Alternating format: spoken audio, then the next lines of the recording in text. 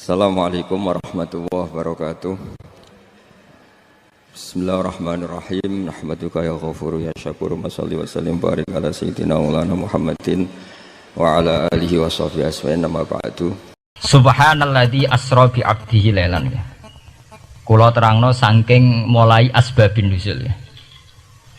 Rata-rata ulama itu berpendapat bahwa asal mula Isra itu sebagai hiburan. Hiburan dari Tuhan, ya Allah nyukani pelipur larang gini ku saat Nabi ngalami dua kesusahan. Itu periode Mekah itu periode tersulit Nabi karena beliau itu sudah minoritas, kaum minoritas kecil, miskin, terus pendukungnya tidak ada.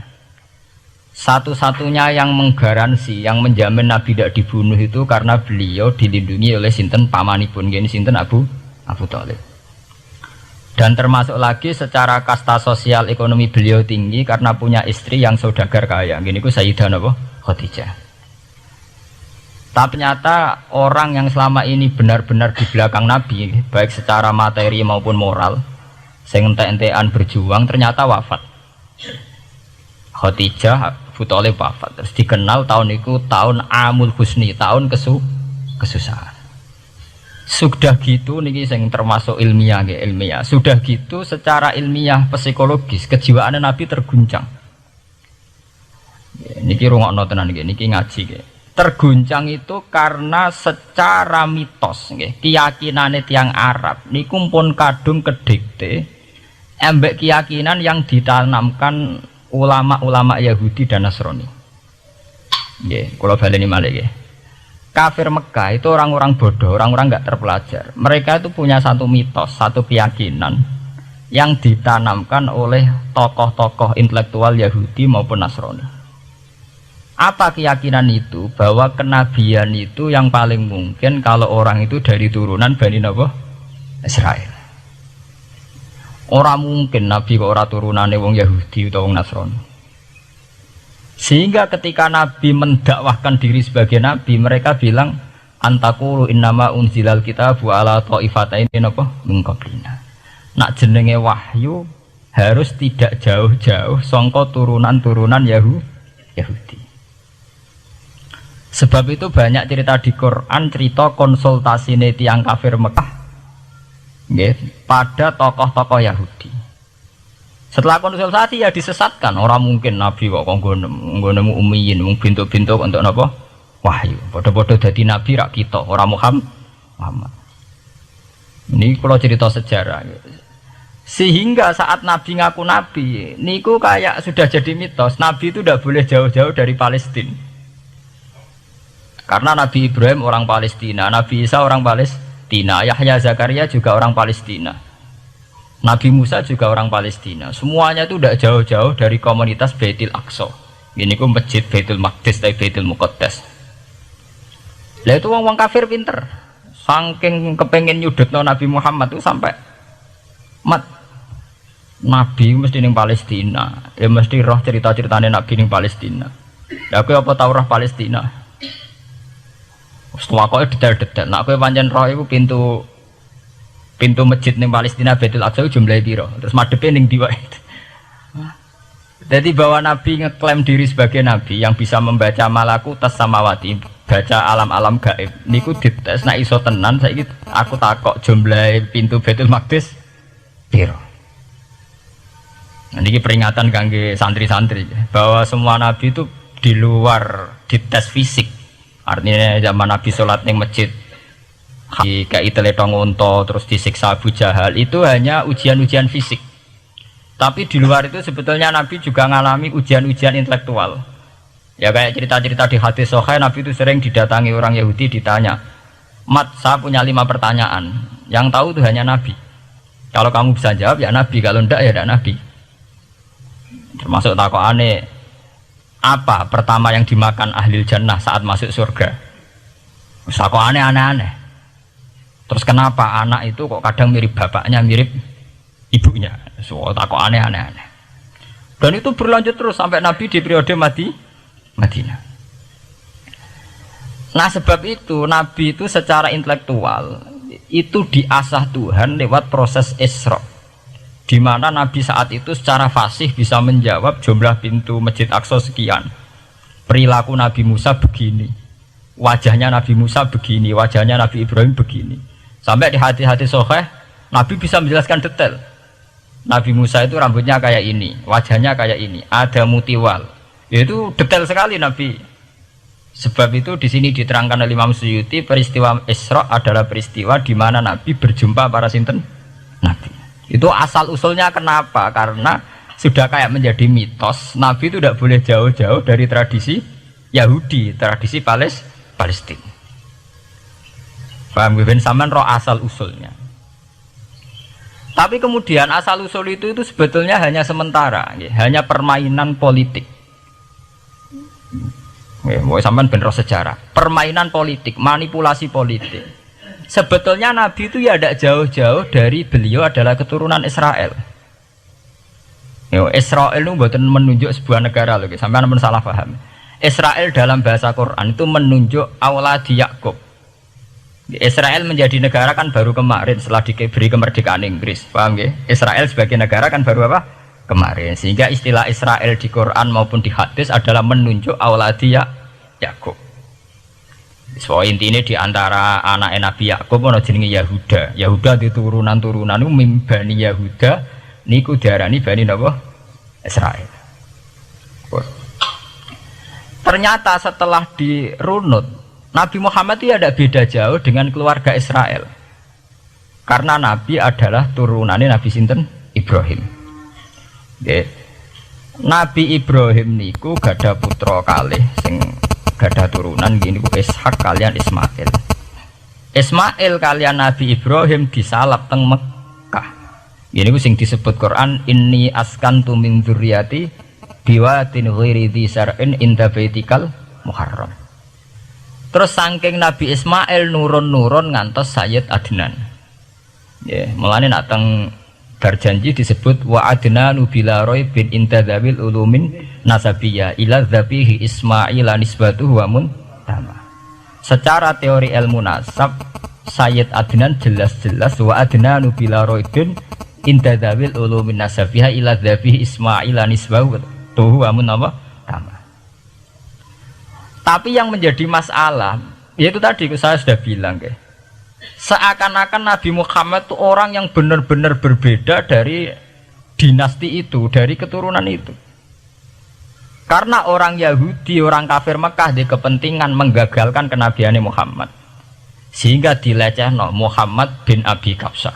Oh Muhammad yang cilik di rumah tukangan wedes. Jadi, gue nak seneng kiai kan.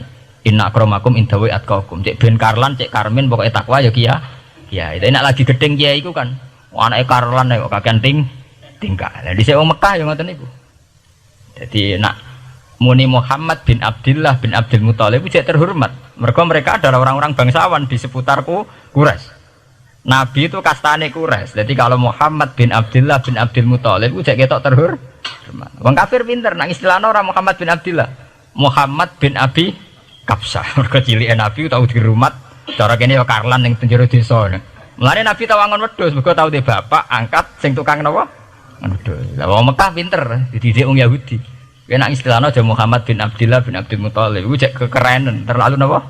Keren. Jadi Muhammad bin Ibnu Abi Kabsah. Di wong nak seneng Pak Harto kan Soeharto jenderal besar. Nek sing gedeng wong kemusuk kan terus repot. Oh, terus nyebut desa asli ini asal nak seneng bupati ya jadi bupati orang nomor 1 di Bojonegoro nak gedeng golek asal usule sing ngoten mun sunatullah mulai riyen sampai kiamat ya sunatullah ilati qad khalas napa mengkobel walanta jadi sunnatil lain napa tabdila ya akan begitu. Nah sehingga peristiwa Isra itu satu peristiwa rohani ya. Selain peristiwa rohani nanti akan diwajibkan sholat, juga ada peristiwa intelektual, ada pengajaran intelektual bahwa semua nabi itu harus punya tradisi yang sama, punya karakter yang sama. Jika nabi dalam proses Isra itu dipertemukan dengan Nabi Ibrahim, Nabi Musa, nabi-nabi yang lain. Dan diskusi di situ juga ada diskusi-diskusi. Paham ya? Niki penting ya, penting kalau terangaken karena kalau tanpa tradisi yang berkelanjutan ya, sing disebut tenggene thariqah jenenge as-sanad al-mu'tabar, sanad sing mu'tabar utawi nak tenggene pondok-pondok kitab disebut sanad sing muttasil. Ini nanti semua tradisi kenabian akan melenceng. Kalau melenceng itu ngeri. Karena setiap orang ya, mesti ada subjektivitas sendiri, punya versinya sendiri. Sehingga semua nabi harus model istilah politik itu punya platform yang sama, punya karakter yang sama, punya model yang apa? Sama. Nah, sebab itu secara intelektual Nabi Muhammad itu dikenalkan oleh karakter para nabi-nabi dulu. Nggak detail. Satu Quran 30 juz. Andai kan sampai hafal Quran. Sampai ngurunut sejarah, coba. Kita ini kan kadung dibentuk, artinya kita ini ya alhamdulillah sudah kadung kebentuk, tahu sejarah para nabi. Tapi asal usulnya kita tahu lewat kitab yang namanya Al-Quran. Supaya apa? Nabi Muhammad itu dibimbing bahwa Quran atau ajaran beliau benar-benar musaddiqal lima baina yadeh, benar-benar selaras dengan ajaran sebelumnya. Mulai ajaran yang bersifat samawi sampai hal-hal yang basariyah, yang menyangkut tabiah apa? Basariyah. Kalau contohnya ngeten, misalnya begini, Nabi Muhammad disejarahkan Nabi Ibrahim, beliau punya problem. Problem itu berupa punya bapak atau paman yang tidak Islam. Bahkan nak ning ceritane kiai-kiai desa dari Nabi Ibrahim cilike kon adol patung, terus didol meniki patung, ya ora manfaati ra madharati, mbok tuku ya karepem ora napa karepem, mbok ana sanate mbok ora, pokoke cerita itu populer. Disejarahkan begitu, sehingga Nabi Muhammad tahu. Oh ternyata yang punya problem ngadepi keluarga itu tidak saya tok. Dulu Nabi Ibrahim juga punya problem ngadepi keluarga. Aku tak lumayan terima paman, Pak Lek, Pak D, Abu Jahal sinten? Nabi Ibrahim malah bapak. Dah gitu. Setelah itu juga diceritakan tentang Nabi Nuh, Nabi Lut, seorang nabi besar yang punya nasib sial, yaitu istrinya pengkhianat. Mereka jadi kiai di bojo judes itu tidak masalah. Mulai terima kiai di bojo judes biasa. Ya itu tadi Nabi Nuh, Nabi Lut itu lebih ngeri ketimbang itu di bojo napa? Mboten kebenaran. Kita kan paling dicoba bojo judes kan ringan banget. Paling banter mecano piring gelas itu kan itu murah banget ya. Begitu terus. Nabi Musa juga gitu. Diceritakan Nabi Musa, beliau adalah seorang sosok Bani Israel yang temperamental. Ya basariah sekali. Saking temperamentalnya ketika tukaran ya jotos. Karena nak kiai temperamental kadang jotosan ya ono sanate ya Nabi Musa nak tukaran ra cocok napa? Jotos. Fawakazahu Musa faqada alai. Artinya ya basariah sekali. Cerita ABG ini pubere nggih wonten saat beliau melarikan diri lala ketemu cewek loro. Ya ora wenti se barang Nabi Musa, waduh mari maksiat ae terus kon. Wadek aja mlaku ning ngarepku. Nah kena angin aku roh sikile mari nafsu. Aku nabi kok nafsu barang kan ra pantes. Nah ngono ke mlaku guriku. Ya basariah sekali itu sampai detail. Terus ketika itu terus disuaka politik oleh Nabi Syuaib. Sehingga menjadi tradisi bahwa semua nabi akan mengalami problem dengan kaumnya. Kemudian disuaka politik oleh komunitas yang berbeda, yaitu komunitas Syuaib itu di luar pemerintahan Fir'aun. Sama seperti yang dialami Nabi Muhammad, komunitas Mekah itu menyiksa Nabi, bahkan mengimbargo sinten Nabi. Semua aliran dana, aliran ekonomi, akses dana, akses makanan itu ditutup di Mekah. Sehingga Nabi sampai dahar dedaunan, fisik bil jibalin apa Mekah. Tapi beliau diselamatkan oleh sahabat Ansor yang terpisah dari komunitas Ahlu Mekah. Itu mirip ceritanya Nabi Musa yang diselamatkan Nabi Syuaib yang terpisah total dari komunitas Fir'aun. Ini penting kalau ulang temriki sehingga karakter-karakter kenabian itu tidak rubah. Karakternya sama. Sehingga setelah kita mengenali karakter para nabi, kita mudah sekali mengenali nabi palsu. Paham ya? Mengenai kalau nabi palsu paling seneng musodek, ketara palsune. Lah sing repot sing ora ketara, mergo jenenge Ahmad. Ahmad Muhammad tak mirip. Mulane nek kowe jeneng supaya ora ngaku nabi jenengno Kartolo. Mergo nek Ahmad bin Gulam ora jenenge Ahmad. Ana terkenal nabi nek ora jenenge Muhammad utawa napa? Ahmad. Mulane Ahmad bin Gulam pas ngaku nabi pengaruhnya gede mergo mirip. Mulane kula wingi takoki mahasiswa Jogja, "Gus, cara jenengan jeneng Jawa mbek Arab apa iki?" nak trennya akan nabi palsu apik Jawa lah Kartolo. Karena secara kriteria kenabian ndak akan masuk. Nah anak jenenge Kartolo atau Karmin itu ndak akan masuk kriteria wong sing bakal jadi nabi. Lah anak jenenge Ahmad tak mirip-mirip nabi. Oh Ahmad Hulam bin Mirza wani ngaku nabi mergo jenenge Ahmad. Musaddiq ya mergo musaddiqal lima bena ya teh. Lah anak Kartolo, Karmin, Karlan agak ono. Mulane saiki sing jenenge Jawa kudu syukur. Akan terbebas dari mengaku napa? Nabi. Lho syukur kan gak akan salah kan? Di barokah sampean jeneng Jawa orang-orang ngaku napa? Nabi. Selamat. Kudu syukur. Paham ya? Ndak apa-apa, itu harus dinikmati. Ya itu tadi ya, karena Nabi itu punya karakter yang sama, punya tradisi yang sama, yang mirip-mirip. Itu kenapa Quran berkali-kali menceritakan sisi-sisi kenabian Nabi di luar Nabi Muhammad. Karena biar karakter Nabi Muhammad terbentuk, ya, terbentuk dengan karakter Nabi sebelumnya, tidak melenceng. Kemudian tuh ditiru oleh ulama kita. Kita punya guru, guru punya guru lagi, punya tradisi yang sama. Nak mulang kudu istiqomah, santri loro lah kudu diulang. Nah, sedadi kiai aja mripat ijo nak roh dhuwit. Wis pokoke dilatih. Nah, tapi dari kiai saiki orang mripat ijo, mripat abang. Mergo dhuwit saiki abang. Dhisik dhuwit paling gedhe rak 50.000 iku rak ijo. Lah saiki 100.000 abang. Lah saiki nak nasihati nak roh dhuwit aja mripate abang. Mergo ijo wis gak akeh saiki. Paham napa? Kena akal-akalan ngoten jan repot. Tugare kula di santri dablek, nek di bojo aja moro tangan. Kula mboten moro tangan, kula saduk, moro sikil. Kena anekdot ngono rusak. Adu-adu ning bojone. Bojone loro, bareng bojone nguwak. Kowe jare rabi Pak ning njaba, bojone jare loro fitnah. Sing bener telu. Ayo kan repot. Ketemu cangkem elek rusak kabeh. Fitnah udah nak loro. Sing bener apa? Telu. Lah sakniki mun politik ngoten enggak, saya sebagai pejabat tidak pernah mengkorupsi 1 sen pun uang rakyat. Wong edan tapi korupsi ya sak sen. Wong ra waras tapi korupsi napa? Sak sen.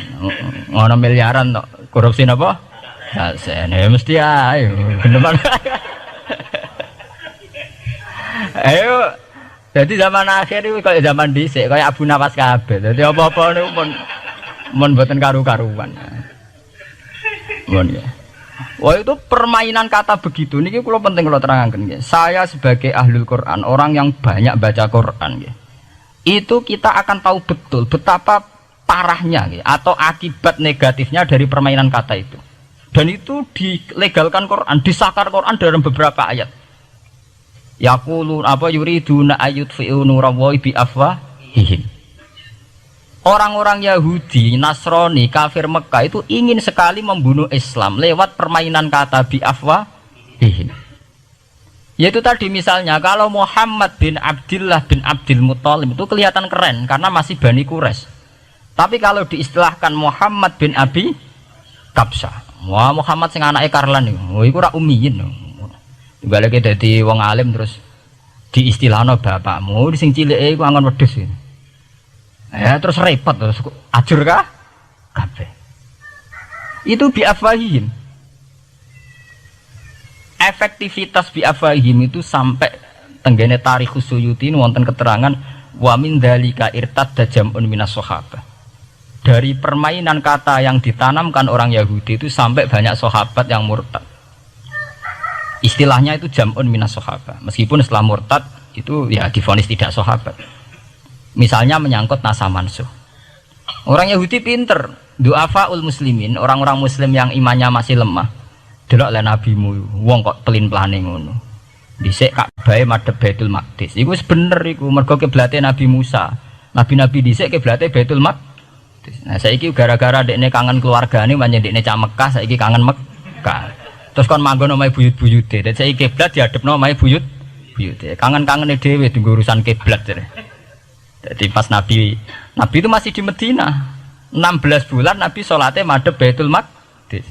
Suatu saat tok wahyu falan walliyana kiblatan tarduha. Fawalli wajhaka syatral Masjidil Haram. Sakniki kan madhep teng Mekah. Sajane iki normal saja. Artinya normal ya normal. Tapi orang Yahudi memanipulasi bahwa itu fakta bahwa Muhammad itu memimpin agama dengan cara tradisinya sendiri. Mergo dekne kangen keluargane ra iso muleh. Terus salat madhep daerahe dhewe, nggo pelipur lar. Ya jare sahabat sing duafal muslimin diangen-angen ya iya. Dan ini kula peringatan tentang santri-santri ya. Sebab itu kalau sampean jadi kiai itu santri harus punya wawasan intelektual yang luas. Semenjak itu Quran mewahyukan secara nalar sejarah. Ya niku sing disebut ayat inna awwala baiti wudi'a lin-nasi lalladzi bi Bakkata mubaraka wa hudal lil alamin fihi ayatum bayyinatum maqamun Ibrahim. Akhirnya Nabi Muhammad nantang ning tokoh-tokoh Yahudi. Apa salahnya saya punya dua kiblat? Baitul Maqdis adalah kiblatul anbiya karena dulu Nabi Musa di situ, Nabi Isa di situ. Sekarang saya menghadap ke kiblat yang lain karena itu kiblatul Ibrahim dan dia lebih senior. Lebih apa? Senior. Sebelum ada Baitul Maqdis itu sudah ada Mekah. Mekah lebih senior, lebih tua. Terus disebut fihi ayatum bayyinatum maqamun Ibrahim. Nabi Musa, Isa adalah periode setelah Ibrahim. Sebab itu akhirnya semenjak perdebatan itu orang Islam bangga. Makanya sampean kalau ngaji hadis-hadis sahabat itu bangga. Ana mimman sholla ilal kiblaten, ya. Ana mimman sholla ilal kiblaten. Aku termasuk sahabat yang menangi dua kiblat. Mergo zaman madhep Baitul Maqdis ya kiblatul anbiya, madhep Mekah nggih kiblatul anbiya. Artinya apa? Perdebatan ini dimenangkan oleh Nabi Muhammad bukan karena mitos atau kultus atau taklid buta, tapi memang secara sejarah kiblat tertua adalah Mekah. Ini disebut inna awala baiti wudi'a lin-nasi lalladzi bi Bakkata mubaraka wa hudalil alamin fihi ayatum bayyinatum maqamun Ibrahim. Artinya Quran tidak pakai teori mitos. Pokoknya Nabi ini saiki aku ya terserah aku, itu tidak begitu. Paham ya? Tapi diterangkan secara kesejarahan bahwa asal usul Mekah jadi kiblat itu rasional sekali. Bukan karena Nabi orang Mekah mboten, memang dulu-dulunya Nabi Ibrahim berkiblat di situ. Jika Quran jawab inna awwala baiti wudi'a lin-nasi lalladzi bi Bakkata mubaraka wa hudal lil alamin. Terus kula bolak-balik masalah Isra ya. Niku masalah-masalah yang selain pelipur lara itu ada petualangan intelektual, petualangan ilmiah, di mana Nabi Muhammad diperkenalkan oleh Allah, ya, diperkenalkan watak para nabi, pilihan hidup para nabi, bahkan tradisi-tradisi para nabi. Sehingga mangke teng hadis sahih wonten keterangan saat Nabi nyancang atau menambatkan khimar atau buruk itu ya di batu yang dulu dipakai para nabi untuk nyancang nopo khimar. Jadi tradisi itu dimulai dari barang-barang sepele. Carane nyancang buruk we nabi mirip sama dengan nabi-nabi yang apa dulu. Terus memulainya Mi'raj juga sama dengan nabi-nabi dulu. Wah niku sing secara ilmiah tarikhiyah. Sakniki sing menyangkut akidah firqah fil Islam. Nah niki kula terangno. Menurut ahli sunnah, orang yang mengingkari Isra itu kafir. Ya kafir, karena dzukira fil Quran. Isra itu dzukira fil Quran. Makanya tadi saya jarang sekali pakai bahasa Mi'raj. Ya, tapi nak teng Indonesia kadung menang merjep peristiwa Isra dan apa Mi'raj. Pokoknya bahasa kadung salah, kadung menangan ya menangan. Kadung istilah Isra dan apa Mi'raj. Sebetulnya yang disepakati ulama itu hanya Isra.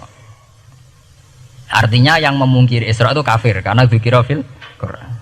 Lah kemudian Mi'raj menurut keyakinan ahli sunnah itu terjadi. Setelah terjadi itu masalahnya biruhi wa jasadihi jami'an ma'an atau biruhi faqat. Nah, kemudian menjadi firqah-firqah yang macam-macam. Ada yang meyakini biruhi wa jasadi, ada yang meyakini biruhi napa faqat.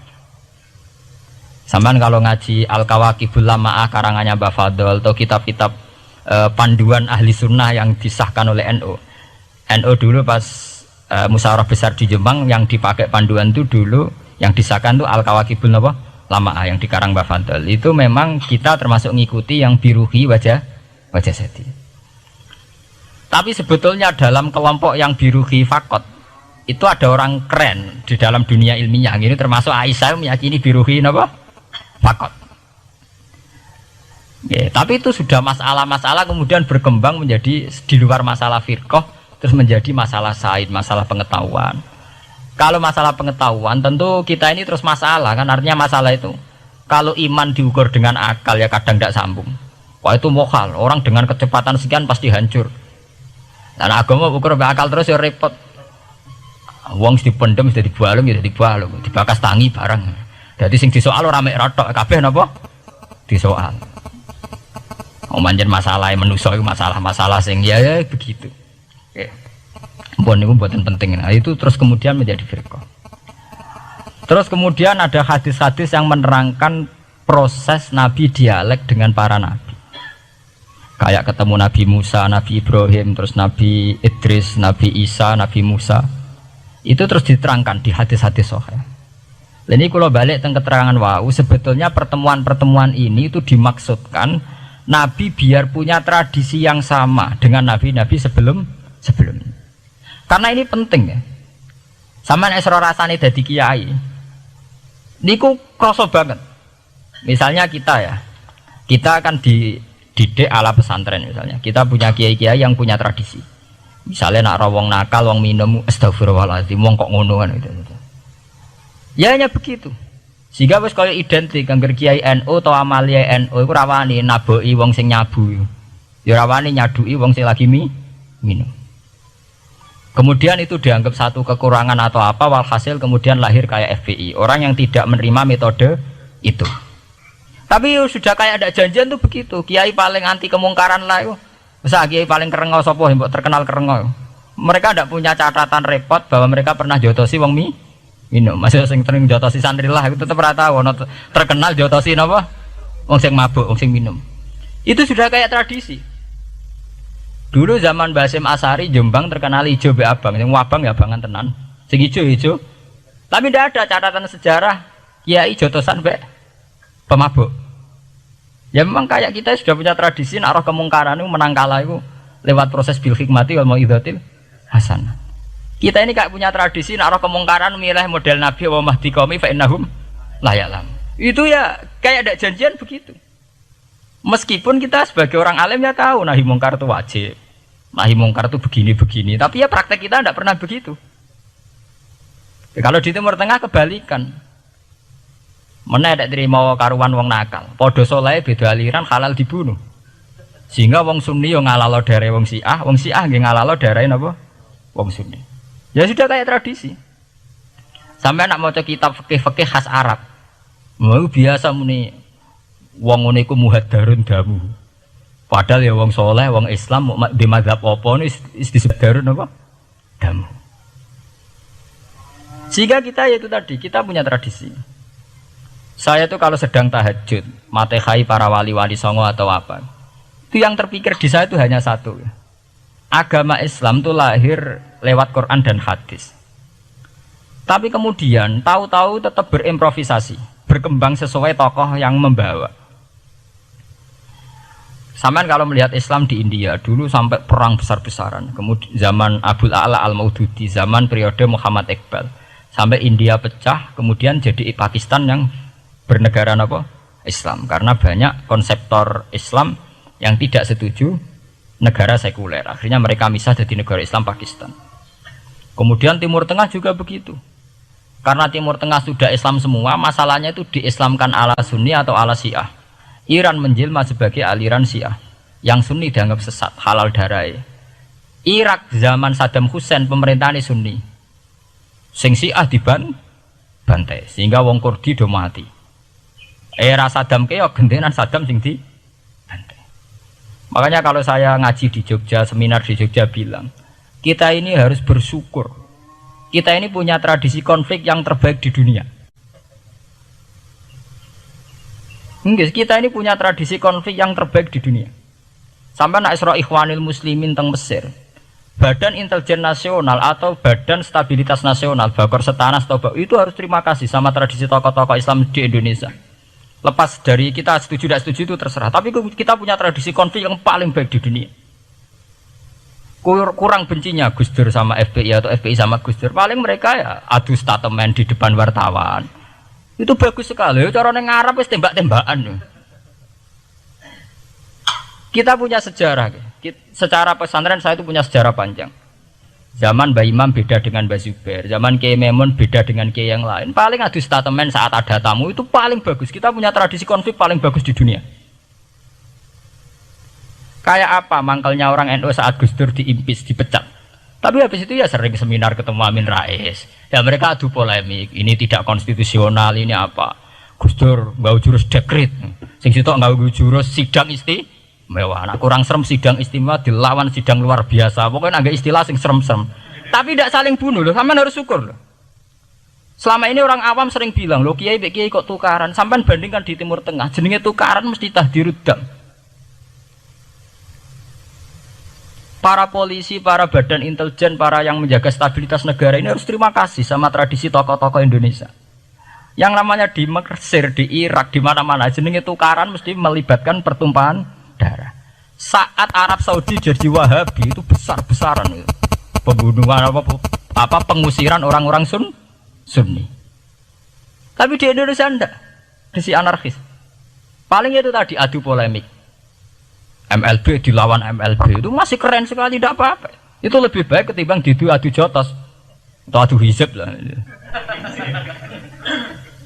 Itu masih bagus.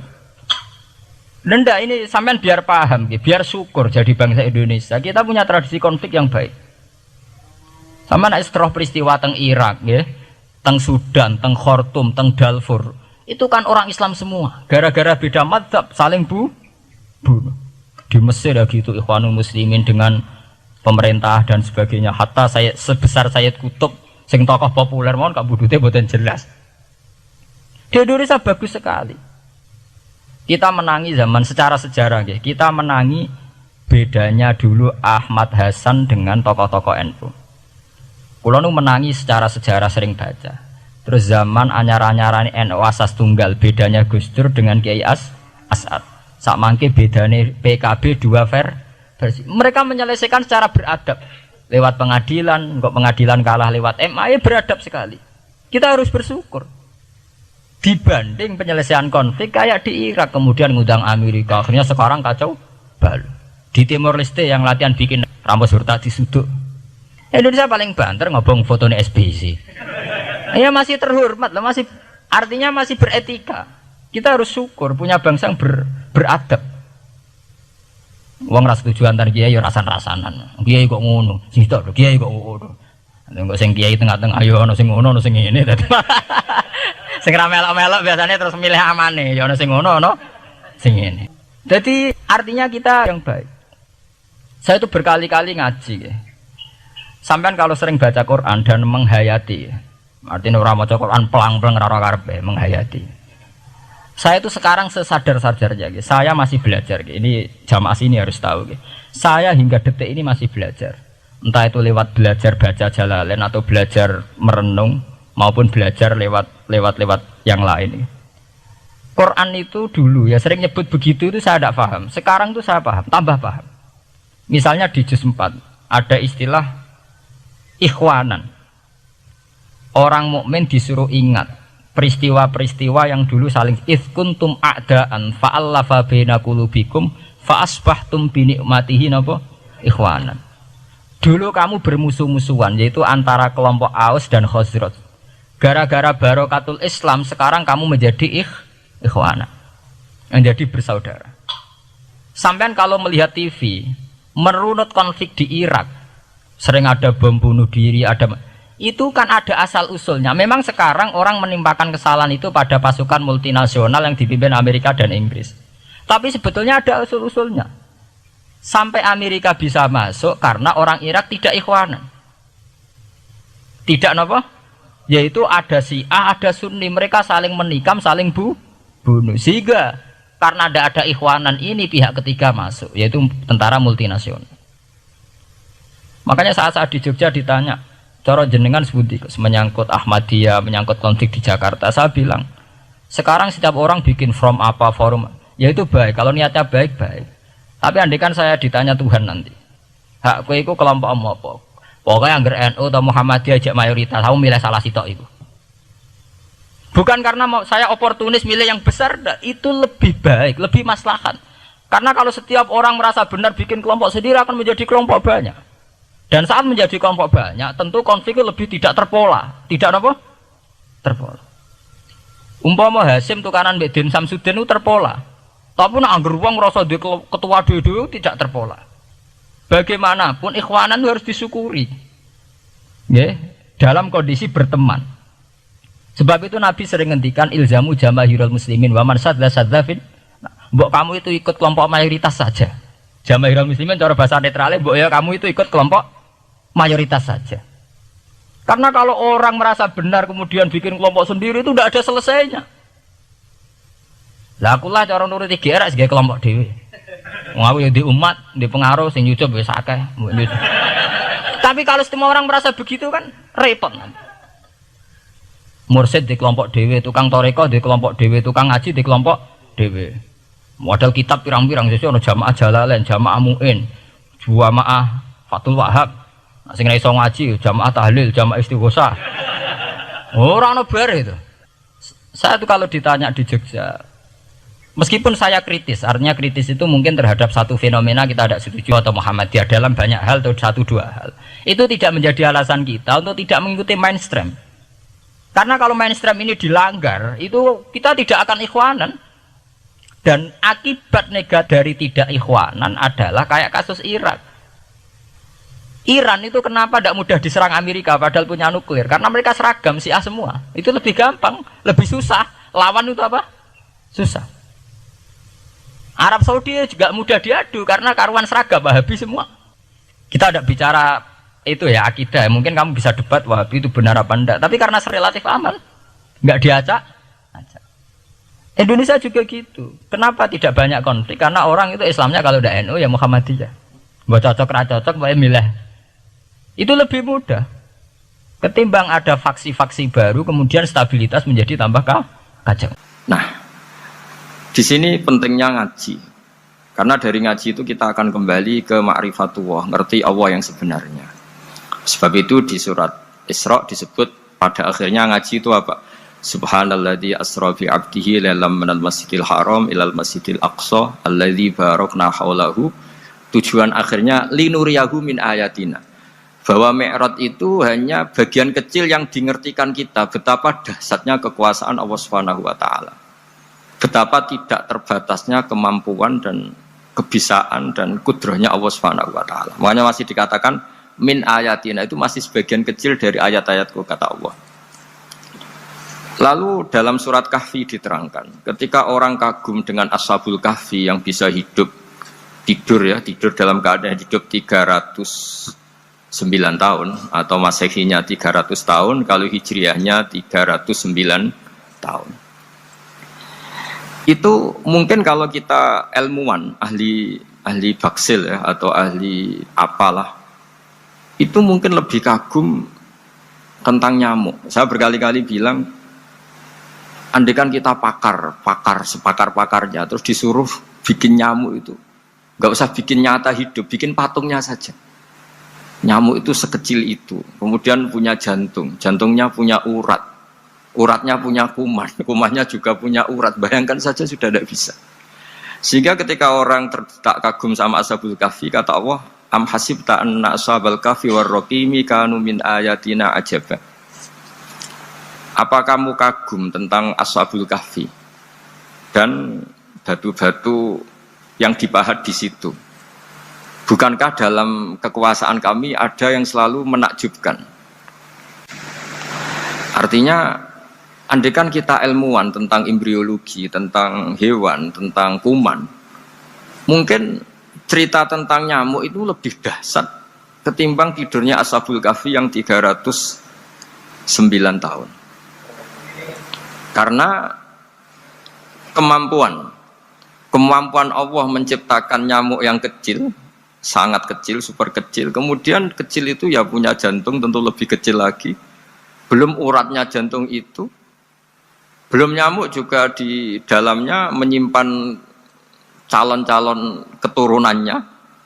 Kayak apa kecilnya lagi?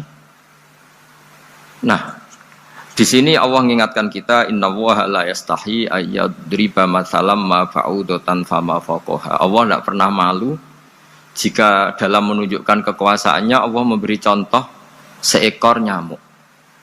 Karena nyamuk ini andaikan kita, tadi saya ulang lagi, andaikan kita ilmuwan yang nekuni itu, strukturnya bisa melihat, bisa nyari pasangan hidupnya, dan bisa hamil, bisa melahirkan, atau bisa menelur, dan sebagainya, dan sebagainya. Maka kita akan kagum sekagum-kagumnya betapa kita di depan kekuasaan Allah Subhanahu wa taala tidak siapa-siapa, dan akhirnya kita ikrar seikrar-ikrarnya asyhadu alla ilaha illallah, bahwa tidak ada kekuasaan selain kekuasaan Allah Subhanahu wa taala. Lalu kenapa nyamuk itu tidak menjadi perhatian publik? Ternyata kita dibodohkan oleh kepentingan kita sendiri. Karena dari awal kita menganggap nyamuk itu problem, penyakit. Ya sudah, bawaan kita mungkin cari obat supaya bisa membunuh nyamuk itu, atau melihat nyamuk itu sebagai problem, bukan sebagai ayatun min ayatillahi ta'ala, sebagai tanda-tanda kebesaran Allah Subhanahu wa ta'ala. Sehingga akhirnya manusia itu butuh yang namanya mukjizat dahsyat yang mudah dilihat, mudah dirasakan. Akhirnya kita tahu dalam sejarah para nabi, Nabi Musa minta mukjizat Laut Merah dibelah sehingga bangsa Israel bisa melewati kejaran Fir'aun dan sampai selamat dari kejaran Fir'aun. Nabi Soleh umatnya minta keajaiban, yaitu onta keluar dari batu besar, dan Nabi Soleh menuruti, akhirnya ada onta yang keluar dari batu besar. Begitu juga nabi-nabi sebelum itu atau setelah itu selalu ada mukjizat yang memang manusia tidak mampu. Nah, kata tidak mampu ini yang semua umat para nabi tidak akan seunggul umat Nabi Muhammad SAW. Karena kita sebagai umat Rasulullah SAW untuk merasa tidak mampu itu tidak harus hal-hal seperti membelah laut, tidak harus hal-hal seperti onta keluar dari batu, tidak harus hal-hal yang dahsyat kayak tongkat Nabi Musa menjadi ular besar yang menelan semua sihir-sihirnya Fir'aun. Kita sebagai umatnya Nabi selalu tiap hari bilang innallaha ala kulli syai'in qadir, hanya Allah yang mampu. Allah mampu atas segala hal.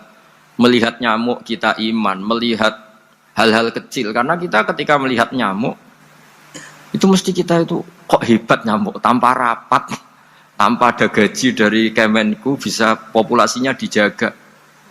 Padahal musuhnya banyak. Musuhnya nyamuk itu umat manusia yang katanya makhluk paling cerdas di dunia. Tapi tidak juga bisa menghabisi nyamuk. Mungkin mereka juga rapat terus untuk menjaga ketahanan populasinya itu. Jadi andaikan kita pakai ayat tadi, innallaha la yastahi ayyadriba masalam ma ba'udah. Allah itu tidak pernah malu untuk menunjukkan kekuasaannya. Cukup misalnya kita belajar tentang nyamuk. Sudah sekecil itu punya mata, matanya punya saraf, punya urat. Terus kecil apa? Sudah gitu nyamuk sendiri punya kuman. Kalau nyamuk sendiri kecil, terus kumannya sekecil apa? Terus organ tubuhnya seberapa? Ini sudah kedahsyatan yang luar biasa yang menjadikan kita iman. Innallaha ala kulli syai'in qadir. Allah sendiri yang maha kuasa. Sehingga kembali ke tadi, peristiwa Mi'raj yang super dahsyat pun kata Allah masih dikatakan linuriyahu min ayatina. Hanya untuk menunjukkan sebagian dari ayat-ayatku, bukan mewakili semua ayat-ayat kekuasaan Allah Ta'ala, tapi sebagian, min itu tab'id sebagian. Lalu sebelum kita jauh belajar, kita sendiri juga, saya sendiri masih belajar, kehebatan Rasulullah SAW, Nabi akhir zaman. Kenapa hebat? Itu diantaranya adalah karena mukjizat tongkat itu pada akhirnya diletakkan di museum. Orang melihat, terus gaya-gayanan kuat ke Turki, atau bisa melihat langsung di museum. Dan setelah melihat, kadang-kadang kita ragu, masa tongkat ini betul itu. Kalau misalnya yakin, bisa dipakai lagi enggak? Jadi hal-hal yang mengundang pertanyaan sekaligus keraguan. Beda dengan ajaran Rasulullah Muhammad SAW. Ketika Nabi cerita betapa kekuasaan Allah itu super dahsyat. Buktinya ya nyamuk tadi. Kayak apa susahnya bikin nyamuk. Sudah kecil, punya organ tubuh tentu lebih kecil, punya urat lebih kecil lagi, punya kuman yang lebih kecil lagi, dan kuman itu juga punya organ tubuh lebih kecil lagi. Itu mbok kamu udah usah ke Turki, kamu hidup di kampung, di pedalaman, sudah menyaksikan anallaha ala kulli syai'in qadir, bahwa Allah itu maha kuasa. Nah, ngaji bareng ya, ngaji seperti ini. Saya termasuk kiai yang selalu berkampanye supaya orang ikrar seikrar-ikrarnya bahwa kita ini di tangan Allah Subhanahu wa taala. Saya kemarin-kemarin ngaji sama orang-orang Grab, juga barusan 3 hari yang lalu, 4 hari yang lalu ngaji sama teman-teman disabel atau difabel. Karena mereka kalau dibahasakan disabel gak mau, tapi komunitas internasional mintanya dis pakai bahasa S, tapi kita di Indonesia pakai difabel.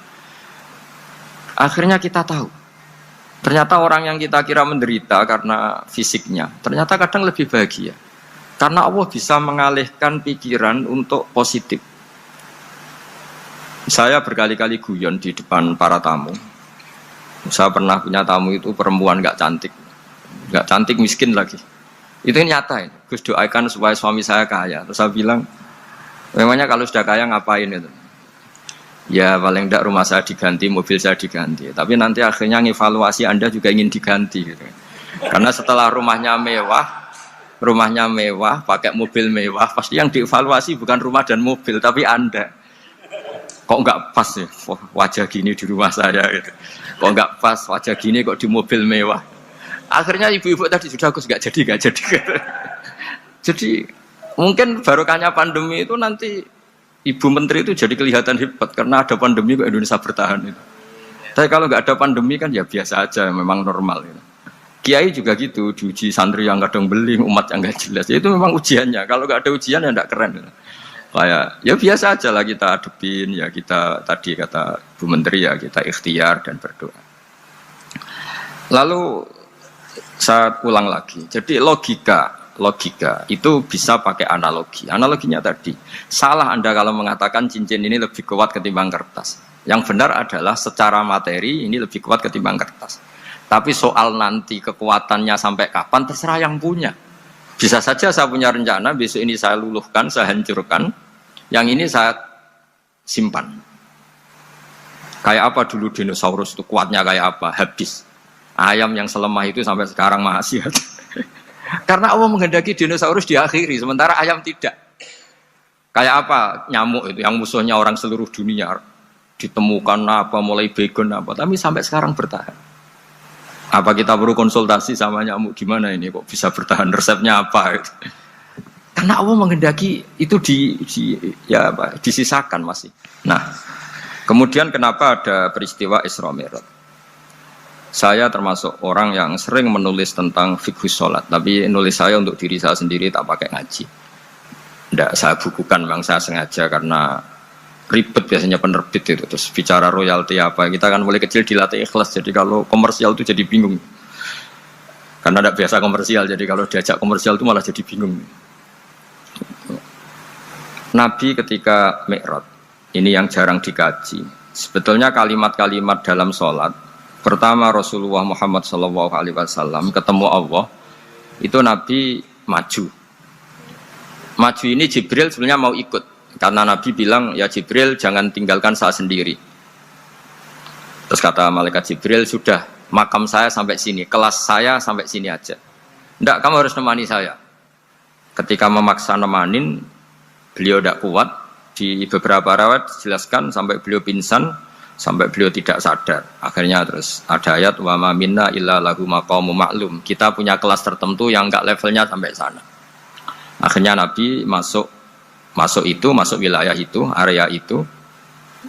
Dan Nabi ngendikan at-tahiyatul mubarakatus sholawatut thayyibatulillah. Kira-kira maknanya semua kehormatan, semua kebaikan, semua yang bersembah suci itu milik Allah Ta'ala. Lalu Allah menjawab, Assalamu alayka ayyuhan nabiyyu wa rahmatullahi wa barakatuh. Bahwa kamu Muhammad mendapat salam dari saya, mendapat semua kehormatan, semua keselamatan.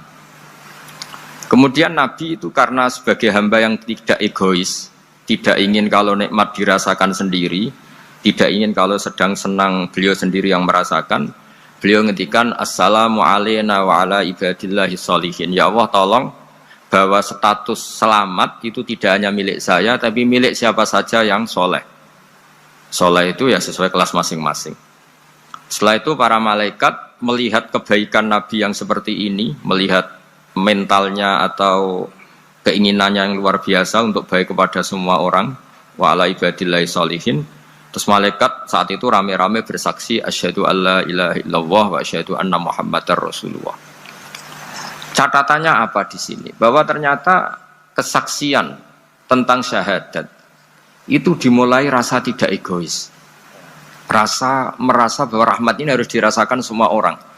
Wa ma arsalnaka illa rahmatan lil alamin. Jadi rahmat ini harus dirasakan banyak orang. Kita tahu misalnya Islam melarang narkoba misalnya. Memang narkoba itu mengganggu. Hampir semua kecelakaan rata-rata faktor supir itu narkoba. Begitu juga pembunuhan yang sadis, rata-rata efek dari pengaruh narkoba. Sehingga Islam keras sekali tentang narkoba. Dan alhamdulillah di Indonesia ditangani BNN yang sangat serius melawan narkoba. Nah, keputusan Islam melarang narkoba itu keputusan yang luar biasa, yang menjadi berkah bagi semua. Begitu juga keputusan Islam tentang melarang zina, melarang perbudakan, melarang penipuan. Dan Islam mendukung misalnya gerakan nikah, gerakan adil, gerakan keseimbangan dan kemanusiaan. Sehingga agama ini akan dinikmati siapa saja karena ajarannya. Lalu agama ini bisa nikmat, itu solusinya gampang menurut Rasulullah, yaitu sholat. Nabi itu kalau pusing menghadapi banyak hal, yaitu mesti keluar masuk, terus tanya sama istrinya, kapan waktunya sholat, kapan Bilal datang. Dulu kalau mau waktu sholat, Bilal datang ngetok pintu Nabi, ya Rasulullah sekarang waktunya sholat. Itu Nabi membahasakan sholat itu unik. Ini tentang Mi'raj ya, karena hasilnya ya sholat tadi. Arikhna ya Bilal. Arikhna itu tolonglah bikin nyaman saya dengan sholat. Sebelum kita belajar sholat secara serius, gampang. Kalau kita misalnya menteri, atau kita ajudan, atau kita apa. Kayak apa asiknya kita kalau ngomong-ngomong sama presiden, bercengkrama dengan presiden, atau dengan menteri, atau dengan kiai, dengan atasan. Sholat itu media di mana kita asik dengan Allah Ta'ala.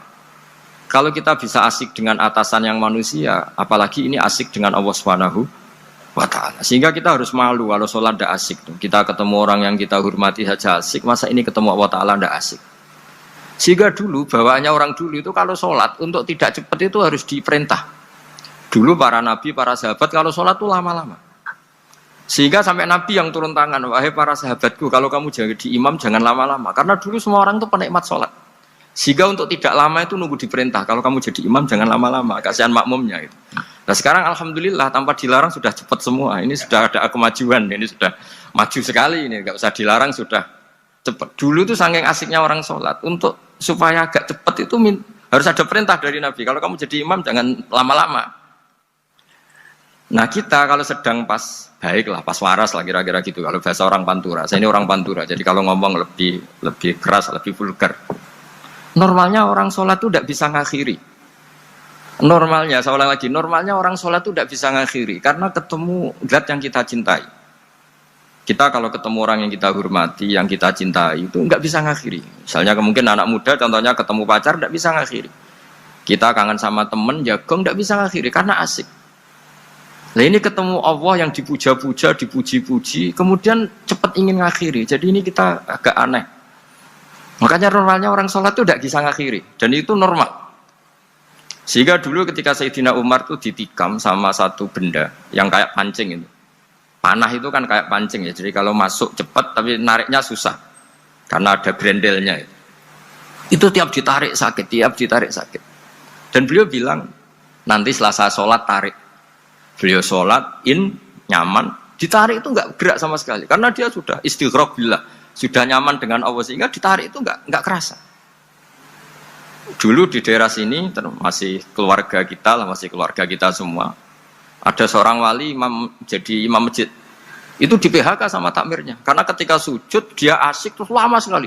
Sampai 30 menit. Sampai santrinya bilang, mbah, sampun, mbah, sampun. Setelah itu rapat dihentikan. Ditanya, kenapa mbah sujud begitu? Saya tidak bisa mengakhiri orang nikmati sujud kemudian ingin berhenti. Nah, Sayyid Ali Zainal Abidin yang populer, cucunya Rasulullah SAW, anaknya Sayyid Husain, putranya Sayyid Husain. Itu bapak saya kalau cerita, beliau itu sebetulnya sholat itu hanya ingin 2 rakaat. Setelah sholat 2 rakaat, ya Allah sebagai hadiah nikmat saya sholat 2 rakaat karena asik dengan engkau, saya akan syukur lagi sholat 2 rakaat.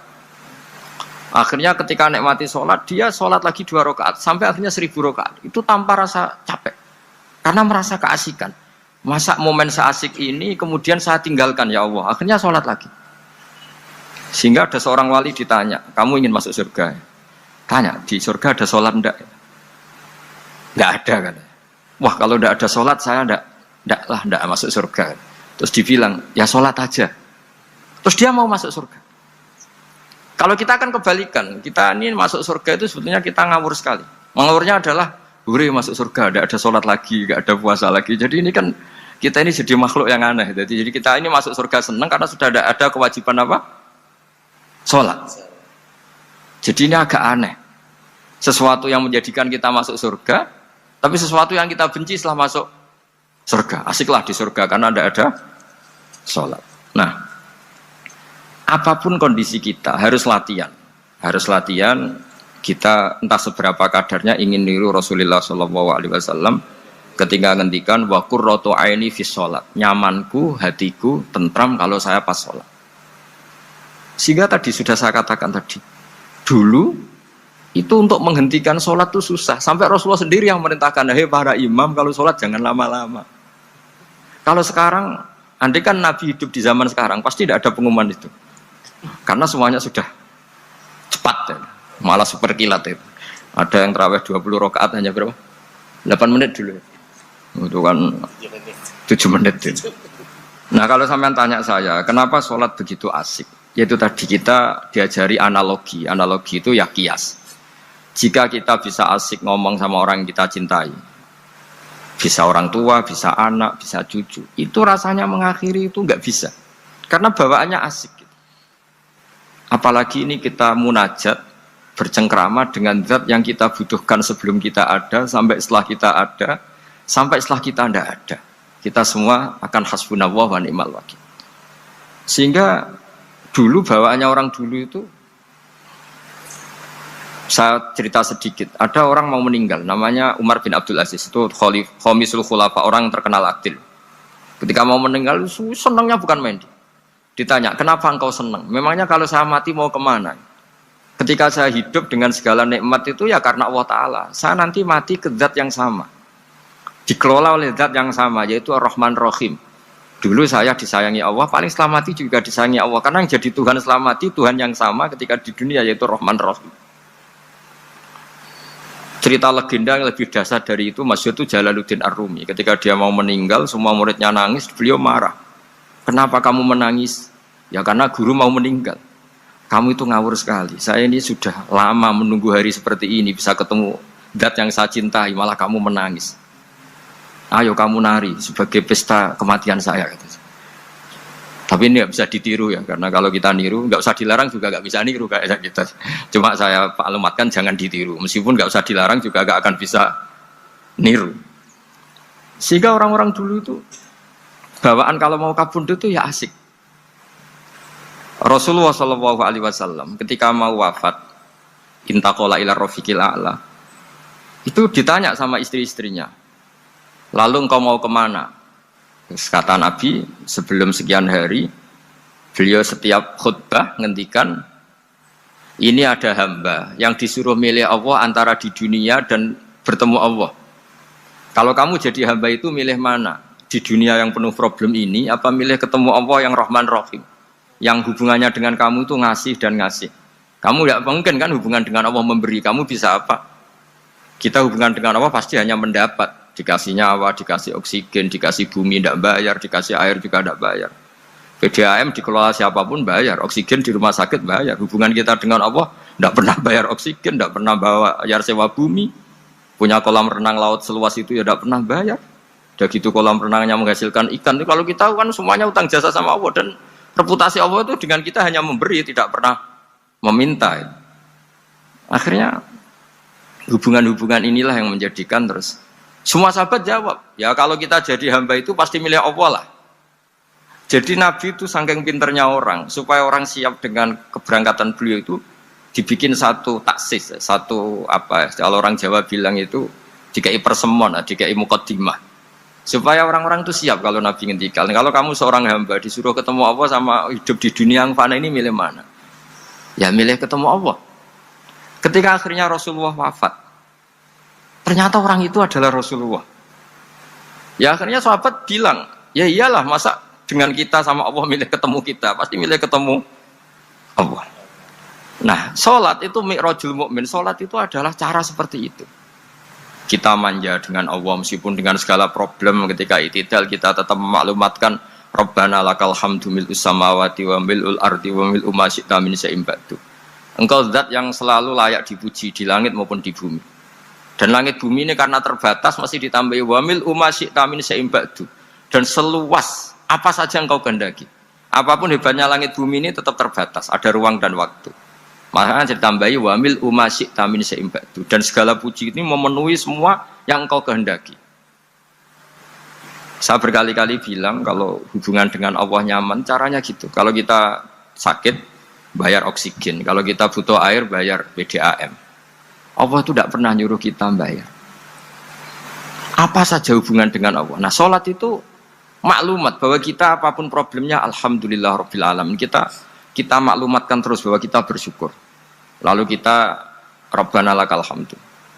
Makanya saya sering kalau disuruh Gus doain supaya pandemi cepat berlalu. Saya ini kan kalau kiai ya, kiai itu tidak apa ya. Saya pernah di Jogja pas gempa. Ya orang-orang ya susah. Saya ini caranya susah saja sampai tidak tahu, karena bukan karena sombong ya, karena ya mau apa gitu. Memang nggak bisa apa-apa kan, kita manusia. Jadi saya mohon sholat ini jadi media yang luar biasa. Jadi di antara makalah Imam Syafi'i paling terkenal itu fasihan idama kana fi dzikri rabbih wa fi ma siwahu kana fin nasi ajama. Orang baik itu orang yang fasih. Fasih itu lantang dan cerdas dan vulgar dan nyaman ketika ngomong tentang Allah. Salat itu semua hubungan kita ngomong dengan Allah. Misalnya kabira walhamdulillah katsira, hanya Engkau yang maha besar ya Allah. Orang yang katanya terkuat di dunia karena presiden superpower misalnya, nyatanya waya mati ya mati. Kalau nggak makan lemes. Jadi orang kita sadar, yang katanya orang terkuat paling hebat, kalau nggak makan lemes. Artinya ternyata hanya sekuat itu. Dia bisa instruksi seluruh dunia misalnya untuk apa ya. Tapi coba apa dia kuat nggak makan 2 hari. Makanya hikmah puasa itu orang tahu. Ternyata makhluk yang paling mulia itu manusia. Kalau nggak makan nasi 1 piring itu ya mati. Berarti hidup nasi sama manusia. Nanti kalau nasi bilang, saya tidak butuh kamu, tapi kamu butuh saya, itu habis kita sudah. Makanya ketika ada orang yang mempertuhankan manusia, itu Allah cara menafikan itu hanya bilang kana yakulani to'am. Yang kamu tuhankan itu makan. Hanya makan itu kalau dia tidak makan lemes. Jadi kiai itu atau manusia-manusia yang dekat Allah al-arif billah itu ketika mengatakan kabira walhamdulillah katsira subhanallahi bukrata wa asila itu kelihatan. Makanya Quran kalau mencibir kita, falola in kuntum ghaira madinin tarji'unaha in kuntum shadiqin. Kalau kamu merasa dikjaya, mbok jangan mati, mbok jangan tua. Sudahlah hidup terus. Dikjaya kok mati gak keren. Orang top kok mati itu gak keren. Jadi apa cara gojlek tuh? Ya sudahlah, kalau kamu hebat jangan mati katanya. Nah, sholat tuh mengingatkan itu terus. Sampai kita bilang inna sholati wa nusuki wa mahyaya wa mamati lillahi rabbil alamin. Gusti, saat ini saya ikrarkan hidupku, matiku semuanya terserah Engkau. Nah, lagi-lagi tadi ketika kita bilang cincin ini lebih kuat ketimbang kertas, Anda salah. Karena itu hanya secara materi. Kuat tidaknya terserah yang mengendalikan. Karena saya punya rencana menghancurkan cincin ini, besok mau saya lebur, sementara saya mau mengabadikan kertas ini. Nah, disinilah terus kita diajari misalnya di surat Yasin yang populer, Allah itu siapa? Allah itu subhanalladzi biyadihi malakutu kulli syai', yang mengendalikan semua sesuatu. Makanya sholat itu menjadi penting. Saya sendiri termasuk orang yang jarang imami ya, saya selalu jadi makmum.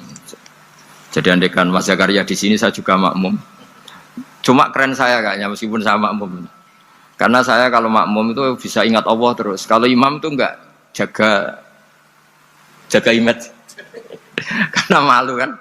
Misalnya di masjid kementerian terus sholatnya kok cepet nanti dikira enggak ustadz betulan itu. Kalau mau lama ternyata banyak urusan jadi banyak berpikir gitu. Tapi alhamdulillah ini barokahnya ngaji terus apa ya? Ya hasilnya mi'raj itu ya sholat itu. Sholat ini spesial karena tadi saya bayangkan itu di surga gak ada sholat itu ya terus wopo itu gak asik kan. Itu kalau Imam Ghazali itu membarter kita itu begini. Kalau kamu bangga di kasrotin nisa pasangan kamu banyak, itu ayam lebih kuat ketimbang Anda karena satu hari 1 jam bisa berapa kali. Kalau Anda bangga bisa makan itu kerbau itu makannya lebih banyak. Nah kalau Anda bangga atas pengaruh itu tawon itu ratu tawon itu pengaruhnya lebih besar ketimbang Anda. Dia diam di rumah tapi anak buahnya loyalnya kayak gitu. Artinya kalau manusia bangga itu apa? Ya dengan sholat tadi. Ini karena satu ibadah yang enggak tertandingi oleh makhluk yang lain. Apalagi dalam sholat itu ada semua gerakan yang mewakili semua ibadahnya malaikat. Malaikat itu ada yang ibadahnya berdiri terus, ada yang rukuk terus, ada yang sujud terus. Dan sholat itu mewakili semua itu. Juga mewakili sosial, karena setelah sholat kita bilang Assalamualaikum warahmatullahi wabarakatuh, bahwa keselamatan ada di kanan dan kiri. Nah, oke ya, itu sakralnya mi'raj. Tapi di balik mi'raj itu ada hal-hal yang manusiawi. Dan ini yang terjadi di dunia. Ketika Rasulullah melangkai makamnya Nabi Musa, makam itu status ranking lah kalau dalam bahasa Indonesia itu. Kalau bahasa Indonesia itu ribet, makam itu kuburan. Makanya orang Indonesia sering tanya saya, Gus, makamnya Nabi Ibrahim kok batu? Makam yang dekat Ka'bah itu bukan makam dengan makna kuburan, itu tempat yang dipakai Nabi Ibrahim membangun apa? Ka'bah. Coro Jawa pancatan itu. Nabi Musa itu gak terima, komplain sama Allah. Ya Allah, ini lebih junior ketimbang saya. Kenapa makamnya melangkai saya? Ini tidak fair. Jadi di mana-mana manusia itu kalau disalib junior itu ya tidak terima. Ya ada manusianya. Terus ditanya sama malaikat Jibril, kenapa kamu gak terima? Ini orang Israel, kadung ngira saya ini nabi paling top. Ini kalau sampai konangan saya kalah sama Muhammad tuh malu saya kata. Jadi artinya ya ada sisi manusia. Itu ada kitabnya saya. Terus, ya tapi memang Nabi Muhammad lebih top ketimbang kamu. Memang dia nabi pilihan, Sayyidul Awalin wal Akhirin. Oke, kalau saya kalah dengan dia gak apa-apa. Tapi umatnya jangan ya. Maksudnya umatnya bangsa Israel harus lebih top ketimbang kita. Makanya orang Israel sampai sekarang begitu itu ya memang ada sanatnya, nggak mau kalah gitu. Karena usulnya Nabi Musa memang nggak boleh kalah. Terus kata Allah, ya tidak bisa. Memang yang paling top tetap umatnya Muhammad, bukan umat kamu. Tetap kamu kalah. Sehingga setelah kalah dan menang itu kita terus tidak tahu. Misalnya begini ya, penemu komputer atau penemu mobil sama yang beli mobil itu hebat mana? Kalau bicara keilmuan ya hebat penemunya. Tapi kalau bicara kapitalistik, udah bikinkan mobil yang mewah gini-gini. Nanti tanggal ini jadi ya. Hebat mana yang nyuruh sama yang disuruh? Kalau logikanya pakai gitu. Hebat mana yang nyuruh sama yang disuruh?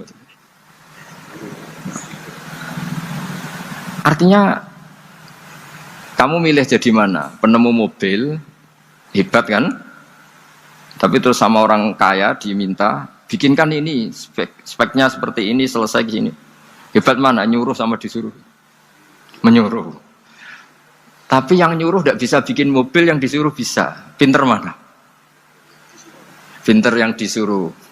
Tapi pertanyaannya, wong bisa nyuruh ngapain bikin sendiri? Pinter mana? Ini mohon maaf karena di sini banyak orang nggak jelas-jelas juga. Artinya terus subjektivitas manusia ini tetap ada gitu. Kalau bisa beli ngapain bikin gitu. Tapi kalau bisa bikin ngapain beli. Nah mungkin perdebatan di kementerian atau di yayasan atau di kampung-kampung atau di apa mesti begitu. Dan itu di Mi'raj juga digambarkan bahwa antar nabi ini ya ada kompetisi, wa fi dzalika falyatanafasil mutanafisun. Tapi bedanya nabi dengan kita itu satu. Nabi itu kalau keliru dengan tanda petik, nabi itu kalau keliru itu jadi berkah. Itu bedanya kita. Kalau kita keliru kan keliru betul. Kalau nabi itu tidak, kelirunya itu jadi berkah. Ini saya punya dua contoh kalau boleh dibahasakan ya, kekeliruan nabi atau dengan tanda kutip kekeliruan nabi. Tapi saya ulang lagi dengan tanda kutip. Nabi Musa itu ketika Nabi Muhammad ditanya, kenapa kamu dipanggil jauh-jauh? Disuruh sholat 50 rakaat. Nabi Ibrahim nggak komplain, karena beliau Nabi yang baik. Semua Nabi nggak komplain, kecuali Nabi Musa. Kata Nabi Musa, jangan Muhammad, kebanyakan itu. Bilang ke Allah supaya diskon. Katanya. Nabi kembali sama Allah, ya sudah tak kurangi 5. Turun lagi, masih berapa? 45. Masih kurang. Itu sampai 9 kali, akhirnya terkurangi berapa? 45 rakaat. Itu Nabi Musa masih bilang, udah minta lagi keringanan. Itu kalau dirutu nggak jadi sholat kan? Kalau satu lagi kan masih terus hilang itu kewajiban sholat. Nah, Nabi Musa sebetulnya itu bukan karena kasihan kita, bukan. Dia nggak empati dengan kita. Beliau nggak empati sama kita. Tapi gara-gara Muhammad, umatku yang lebih kuat, lebih ganteng aja nggak mampu melakukan sholat 50 rakaat, apalagi umatmu. Dia memang orang Israel kan ganteng-ganteng, kuat-kuat, jadi dia pede. Umatku yang lebih keren, lebih ganteng saja gak kuat, apalagi umatmu. Jadi sebetulnya dia minta keringanan itu karena corong Jawa ngeprekno kita, menyepelekan kita bahwa. Makanya saya ingin memberitahu Nabi Musa kalau ada umatnya Rasulullah yang namanya Sayyid Ali Zainal Abidin yang satu hari sholat 1000 rakaat. Jadi nanti kalau ketemu Nabi Musa, ini 50 aja, ini kuatnya malah 1000. Nah akhirnya, tapi barokahnya Nabi Musa yang sentimen ini, sholat gak jadi 50 tapi 5. Itu bedanya Nabi sama kita. Ada contoh yang lebih ekstrim, kelirunya Nabi itu Nabi Yunus. Nabi Yunus, tapi keliru yang barokah, saya ulang lagi. Nabi Yunus itu memaklumatkan ke masyarakatnya, nanti itu kalau kamu tidak nurut sama saya ada azab. Anggap saja azab itu hari Kamis. Besok hari apa ini? Besok hari Kamis ya? Besok hari apa? Lupa hari itu. Rebu apa Kamis? Besok. Lupa hari. Kata Nabi Yunus, 3 hari lagi akan ada azab. Tapi kurang 2 hari, kurang sehari umatnya masih dalam kemungkaran, dalam kemaksiatan, masih hura-hura. Akhirnya Nabi Yunus bilang, sudah ini tinggal sehari itu mau ada azab. Tapi mereka tetap hura-hura. Akhirnya Nabi Yunus itu coro Jawa itu minggat. Memang bahasa Arabnya abaqo. Abaqo itu pergi yang tidak pamit. Itu kalau kamu cari di kamus, abaqo itu maknanya itu minggat, pergi yang tidak pamit. Sama Allah dibahasakan abaqo. Wong ra bener kabeh, udahlah tak tinggalkan. Setelah ditinggalkan, Nabi Musa disalahkan sama Allah. Kamu itu nabi tidak diperintah hijrah kok. Hijrah. Syaratnya nabi kan mengambil keputusan apa saja berdasar wahyu. Tapi tanpa ada perintah wahyu dia tetap keluar dari kampungnya itu. Keluar sama Allah disalahkan. Wong Nabi kok minggat. Akhirnya ketika dia di kapal, di perahu itu, dulu itu ada mitos kalau ada perahu mau tenggelam pasti ada yang minggat, diundi. Sampai 3 kali yang keluar dia, akhirnya tahu diri nyemplung deh. Nyemplung terus ditelan ikan nun. Pokoknya ikan besar lah. Diberi sanksi sama Allah karena dia Nabi kok melanggar, diberi sanksi ditelan ikan nun. Telan ikan nun karena beliau seorang nabi, perutnya ikan itu jadi masjid, dia baca tasbih terus. Tapi barokahnya dia minggat tadi asbaqo. Akhirnya 1 hari itu mau ada azab besar itu orang-orang nginceng rumahnya dia. Diinceng. Kalau betul ada azab, pasti orang ini lari. Masa ada azab dia di sini? Diinceng ternyata gak ada. Wah berarti bener ini ada azab. Buktinya dia gak ada. Katanya. jadi unik. Akhirnya dicinceng gak ada terus dia, wah berarti ada azab betul. Hari itu masyarakatnya tobat semua karena ini ada betul. Buktinya Nabi Yunus sudah lari, berarti dia ada ingin kena. Padahal dia lari itu karena mangkel punya umat yang nggak nurut tadi. Wah sudah. Setelah sekian hari dia cari-cari kabar. Umatku itu kena azab enggak?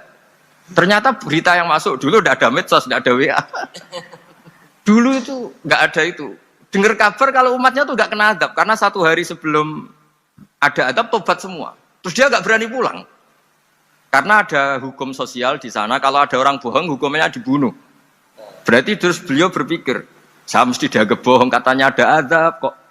Masyarakat saya baik-baik saja. Makanya setiap ketemu kaumnya dia lari karena takut dibunuh.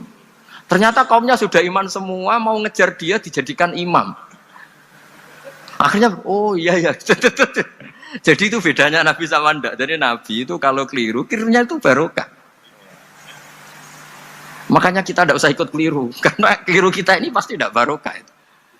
Itu musibah itu. Jadi, dulu ceritanya Anting juga gitu.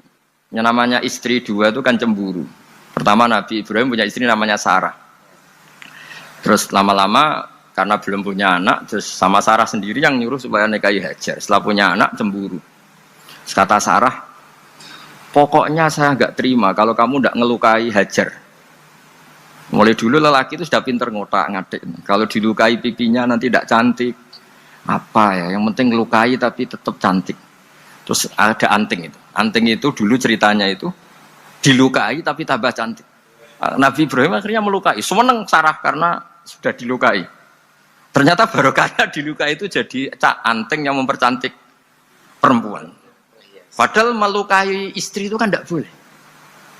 Tapi ini Nabi, ada saja cara yang dipilihkan Allah untuk ya tadi keliru saja barokah. Itu bedanya Nabi sama kita. Makanya disebut mimbabi hasanatil abrar sayyatul muqarrabin. Jadi Nabi itu sama seperti Nabi Adam. Nabi Adam itu dilarang Allah nggak boleh makan khuldi. Akhirnya makan terus harus hidup di dunia, terjadi dunia seperti ini. Tapi itu menjadikan harapan seluruh dunia bahwa Allah itu maha baik. Ketika ada yang diberi sanksi, tetap diminta tobat dan dianjurkan tobat. Dan Allah berjanji setiap yang tobat pasti diterima. Kemudian yang terakhir saya beri ijazah tentang Al-Fatihah ya, karena ini surat yang populer. Kalau saya ijazahi Quran 30 juz pasti sampean nggak hafal.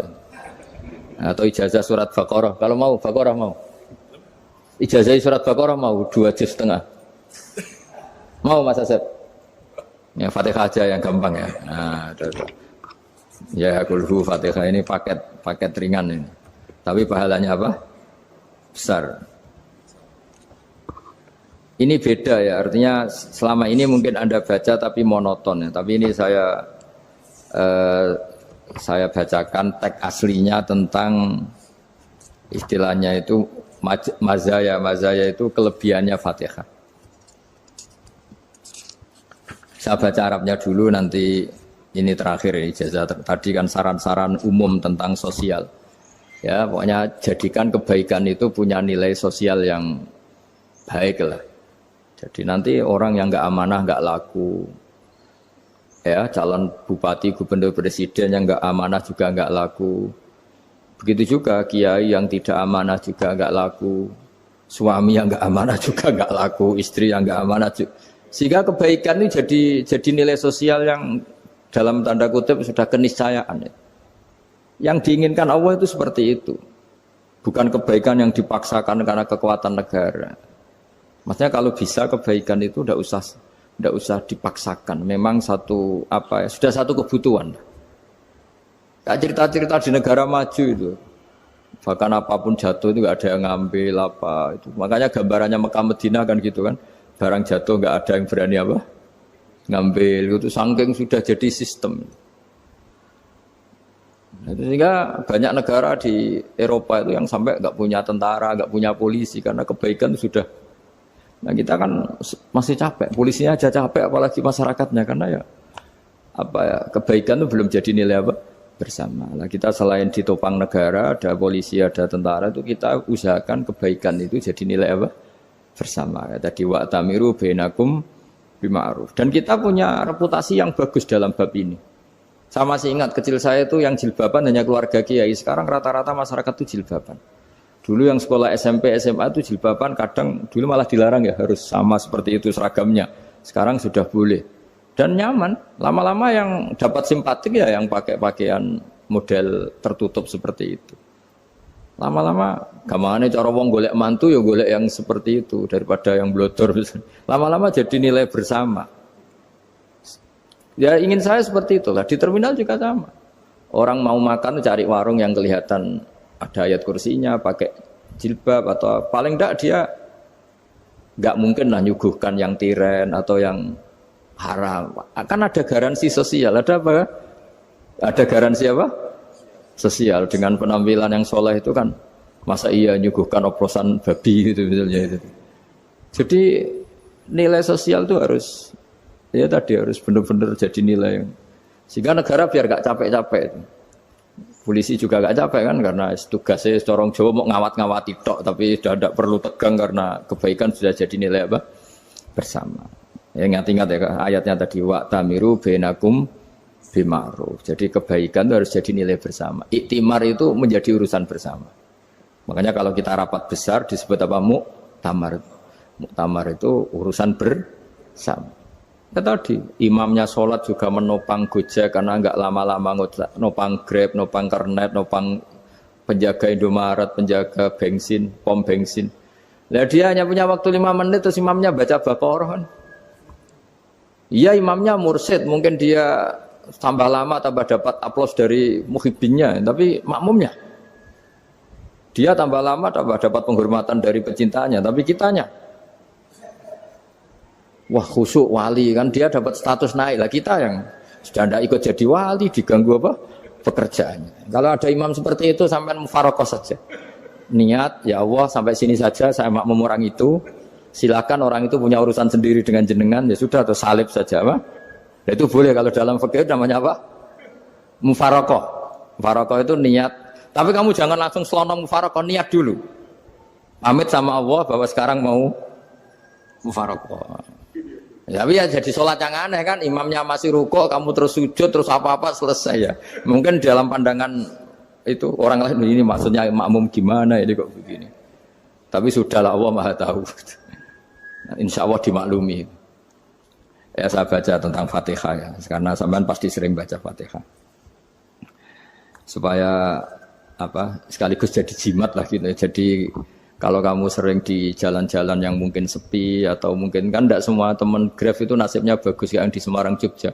Mungkin yang di Kalimantan di Papua kan ada yang 10 kilo gak ketemu rumah, ya kan? Ya lihat di TV-TV itu kan kasihan kan. Sudah 10 kilo gak ketemu rumah.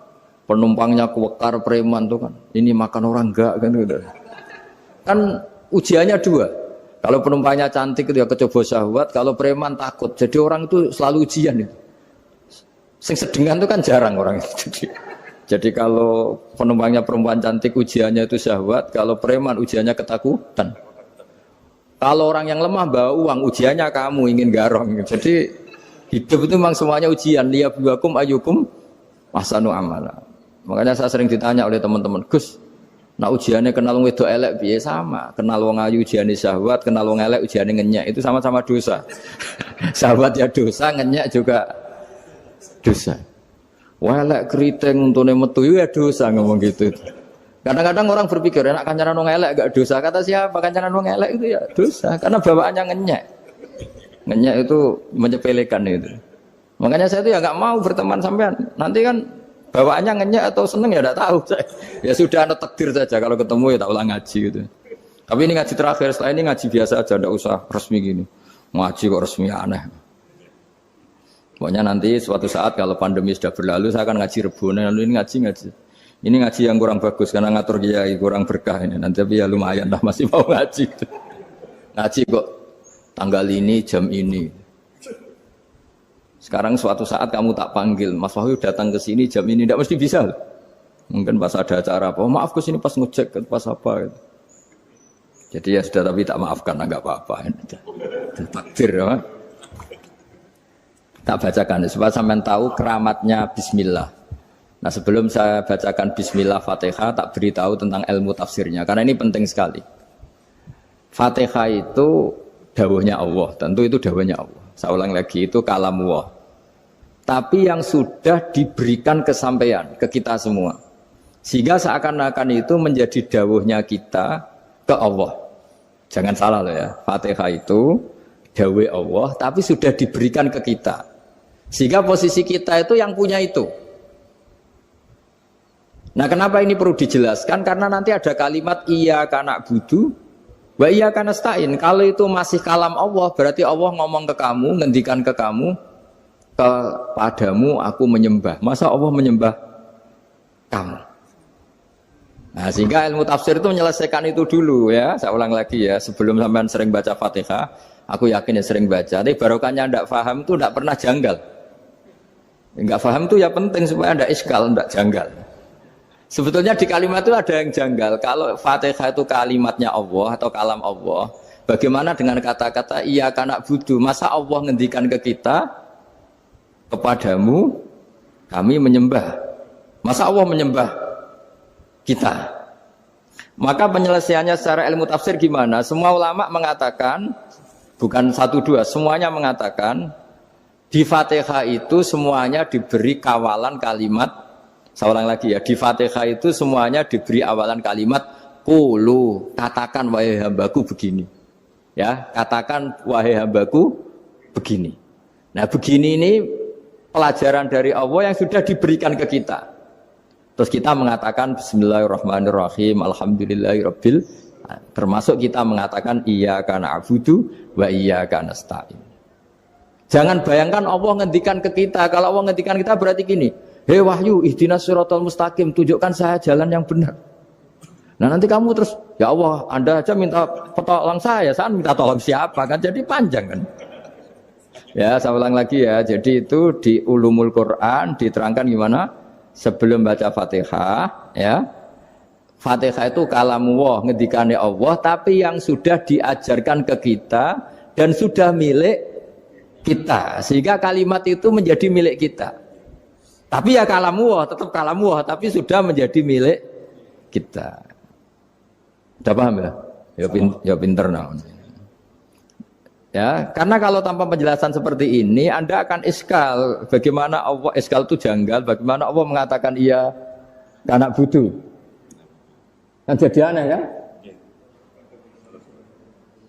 Ya, jadi tak jelaskan secara ilmiah ya, jadi kata ulama-ulama tafsir, ayat-ayat Quran seperti ini sebetulnya dimulai dari qulu apa?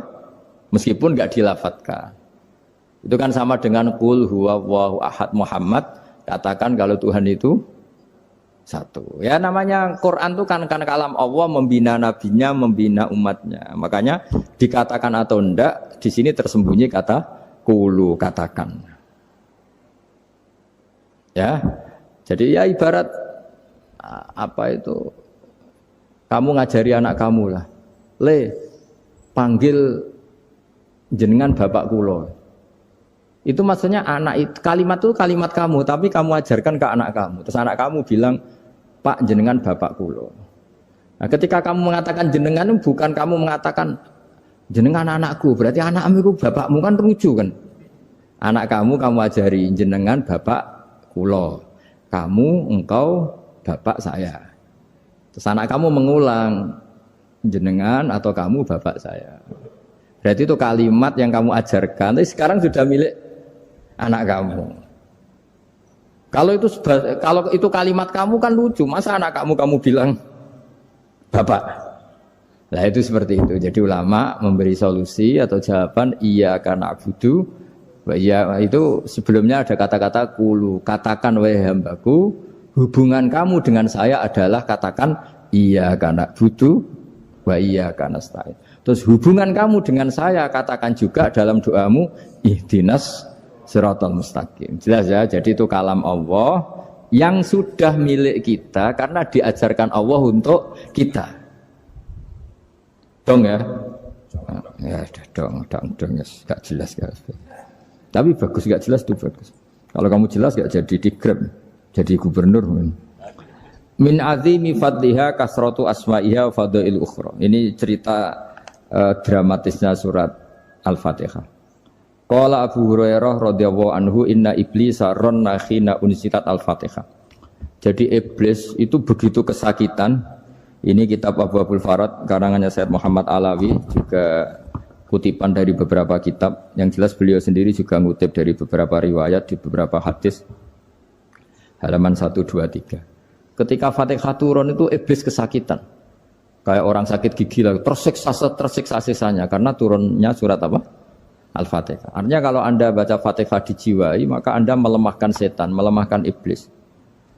Wa qala Mujahid, khina unzilat Fatihatul Kitab ronna fastama indahu asyayatin. Jadi ketika Fatihah itu turun, iblis itu terkapar lah kira-kira. Sampai dijenguk banyak setan. Jadi kemana di ICU lah kira-kira gitu kalau sekarang itu. Entah COVID entah enggak tahu. Pokoknya di ICU sampai dijenguk banyak setan. Enggak tahu bawa apa enggak tahu. Pokoknya dijenguk banyak setan. Ono yang nyangoni karena ini apa? Ketuanya apa? Pingsan, sakit. Jadi iblis itu sakit sampai dijenguk anak buahnya setan-setan. Ya, semoga kalian semua tidak kenal setan. Kalau kenal berarti teman, apa?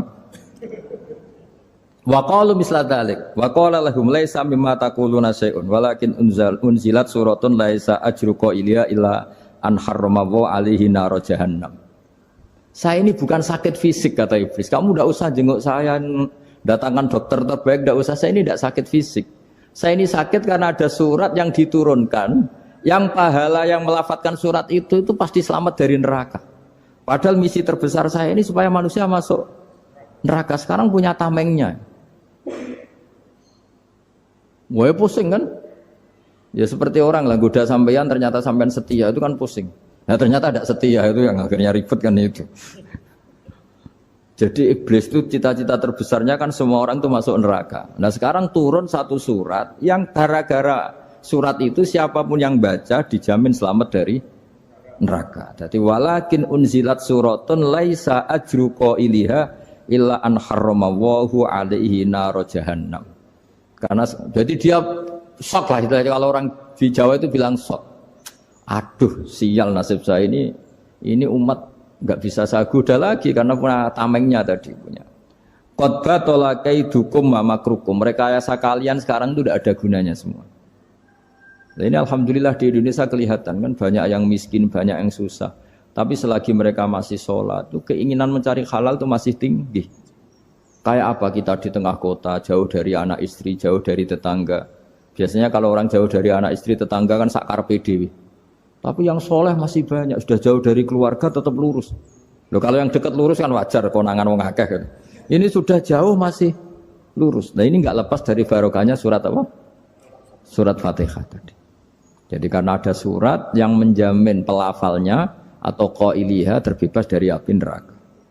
Wa qalat as-sayatinu lahu is ayyusai'in ta'muruna ya maulana. Faqala lahum idhabu wajtahidu hatta tukhfilu qulubahum hatta la yaqulu hadhihi surah.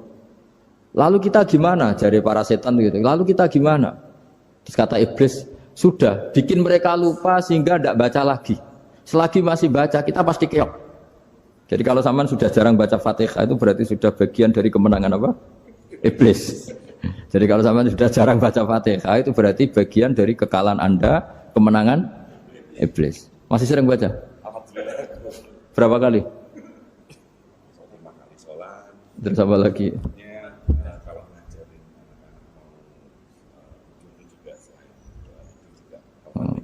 Kok 5 kali tok itu?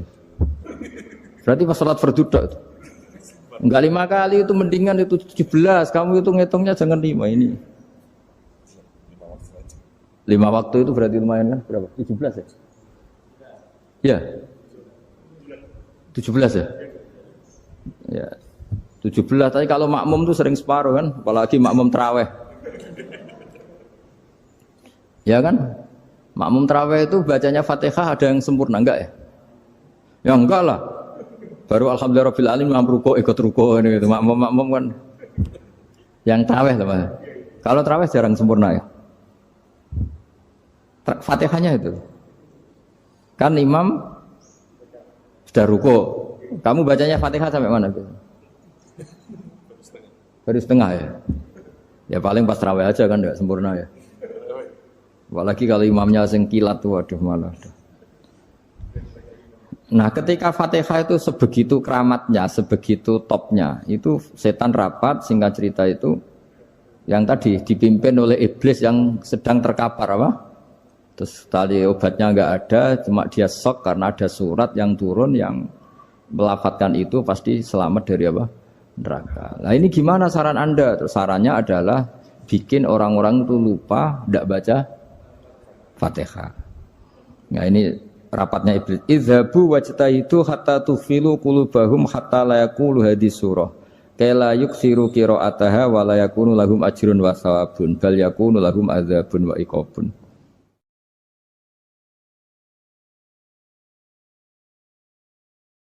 Jadi saya mohon selama ini Anda sudah baca, tapi mungkin hanya rutin saja. Napa rutin saja? Jadi barokahnya ngaji ini kamu punya kekuatan atau punya semangat membaca karena ini surat yang luar biasa. Ibarat gini, kalau sampean tanya, saya juga sering mikir, masa Gus hanya surat kok punya kekuatan seperti itu?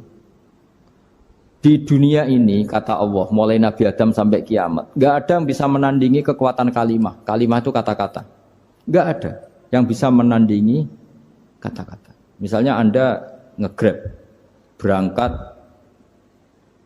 istri cuek, berangkat cuek. Itu beda dengan ketika meskipun satu kalimat. Wes Pak, muga-muga dilindungi pangeran, mugi-mugi jenengan selamat. Itu menjadi teduh dan semangatnya luar biasa karena kayak mendapat support.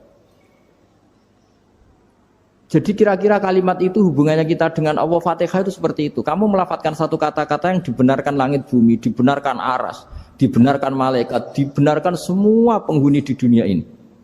Sehingga itu efeknya luar biasa. Itu seperti gini ya, kamu cerai sama istri, terus nikah lagi katut babon. 10 tahun anak kamu dididik, ibunya benci kamu. Dan memang Anda layak dibenci. Duwidek. Dan sampai nggak pernah manggil kamu Pak. Suatu saat, kamu tentu rindu kan, ingin dipanggil bapak oleh anak kamu. Suatu saat anak ini manggil kamu Pak E. Wah itu senengnya bukan main. Hanya sebuah kata-kata. Makanya kadang-kadang orang itu tanya sama kiai, ijazah lafadz ini gunanya apa sih? Itu ijazah-ijazah itu untaian kata-kata. Yang kata-kata ini dibenarkan langit dan bumi dan aras dan para malaikat. Sehingga efeknya itu luar. Nah ibarat seperti itulah. Kamu melafadzkan Fatihah itu melafadzkan kata-kata yang dibenarkan Allah dan Rasul dan semua malaikat, semua penghuni langit. Maka ini efeknya pasti luar. Nah di sini lah orang-orang dulu itu tahu keramatnya itu. Sehingga ketika melawan Belanda, melawan Jepang dulu itu kalimat-kalimat itu menjadi mantra yang luar biasa. Doa yang luar biasa. Tapi di era modern karena orang sudah tidak ngerti itu, dianggap itu mantra, jimat, khurafat, bid'ah, waduh ribet menemal. Sebetulnya tidak seperti itu. Memang kata-kata ini kekuatannya luar biasa. Sama kesakitan hati kamu juga karena itu. Ngojek wangilan. Lha Pak di bojo kok kowe gagah tok kere. Wah, iku seling terus mesti. Padahal kalimat itu kan tidak melukai secara fisik, tapi apa kerjanya sesuk saras-sarasen. Karena terus dengan pengadilan seperti itu kan, ngapain kerja demi perempuan yang seperti ini? Lagi-lagi kata-kata ini luar.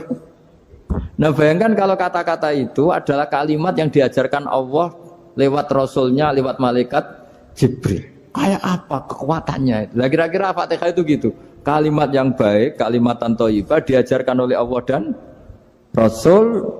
Kayak apa kira-kira kekuatannya? Pasti luar biasa. Wong support yang dikatakan istri kita, anak kita aja luar biasa, apalagi ini support yang diajarkan Allah dan Rasul. Ya makanya saya mohon kalau baca Fatihah, baca kalimat-kalimat thayyibah ketika sholat itu dijiwai. Ya misalnya Rabbana lakal hamdu mil'us samawati wa mil'ul ardi wa mil'u ma syi'ta min syai'im. Engkau zat yang layak dipuji dan pujian ini memenuhi langit dan bumi. Karena kita tahu nggak ada sejengkal di alam raya ini kecuali di situ ada rahmat Allah. Misalnya kamu bisa lewat sampai rumah saya, kamu mungkin anggap biasa saja. Coba kalau ngalami likuifaksi, tahu-tahu bumi ini ambles, bisa ngelewati yang likuifaksi itu luar. Tanyakan orang pernah ngalami likuifaksi di Sulawesi, itu melihat bumi bisa diinjak nggak ambles itu, wah luar. Sama nggak ngalami itu sehingga lewat bumi ya biasa aja. Coba kalau ngalami seperti tidur, ya biasa aja. Coba kalau ada gempa, bahwa bumi tenang ini sudah nikmat yang luar biasa. Masa kamu ngakui nikmat nunggu digituin? Ya kan? Nah, makanya baca Fatihah dijiwai lah, bahwa ini kalimat yang luar biasa. Nah, saya teruskan ya. Warwa Muslimun fi sahihihi an Ibnu Abbas radhiyallahu anhuma annahu qala Bainama Jibril alaihissalam qaidun dan Nabi itsami anaqidan min fawqih. Farafa'a ra'sahu faqala hadza babun minas sama' futihal yawma lam yuftah qaddu ilal yawm. Fanazala minhu malakun faqala hadza malakun nazza ilal ardi wa lam yanzil qaddu ilal yawma fasallim. Waqal absyir binuraini qad utitahuma lam yu'tahuma nabiyyun qablak. Fatihatul kitab wa khawatimu suratil Baqarah. Jadi suatu saat Jibril ini jagongan kira-kira gitu sama Rasulullah. Tahu-tahu langit itu gemuruh. Langit gemuruh kata Jibril terus semuanya ngangkat kepala ke langit. Ini pintu langit baru ini dibuka. Yang sebelumnya tidak pernah dibuka seperti ini. Turunlah malaikat. Yang malaikat ini pun malaikat spesialnya enggak malaikat murahan lah kira-kira gitu. Yang enggak pernah turun ke bumi kecuali juga saat itu. Dengan penyambutan yang luar biasa dengan semuanya tidak pernah terjadi. Hanya karena surat Fatihah. Jadi ini surat yang luar biasa, pengawalannya lewat malaikat yang spesial, gak pernah turun di bumi kecuali saat itu. Penyambutannya juga gak pernah seperti itu, baru seperti itu. Jadi semuanya itu spesial. Nah, kenapa ini spesial? Karena di situ ada isi puja-puji kepada Allah Subhanahu wa Ta'ala. Ada ikrar kita, alhamdulillah rabbil alamin, ar-rahmanir rahim. Ikrar ini penting. Kalau contoh paling gampang gitulah. Kamu punya istri selama ini cerewet terus. Suatu saat ngomong, Pak, tak angen-angen ra ono wong lanang koyo sampeyan. Wah, itu langsung ndak ada lelaki sebaik engkau. Itu sampean senengnya Masya Allah. Karena ada ikrar dari seorang istri ke kamu. Nah, bayangkan kalau ikrar kita sebagai hamba diakui oleh Allah Subhanahu, maka ikrar ini akan dicatat sebagai kebaikan kita yang kita panen nanti di akhirat. Karena ada ikrar.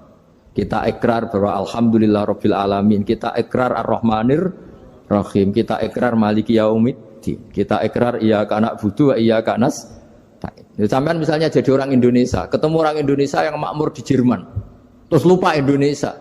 Kamu orang Indonesia? Enggak, saya enggak orang Indonesia. Mangkel gak kira-kira? Mangkel. Karena salah ikrar kan gitu. Ya, jadi saya mohon jangan anggap kalimat itu hal yang biasa, tapi luar biasa. Nggih, ngoten mawon. Assalamualaikum warahmatullahi wabarakatuh.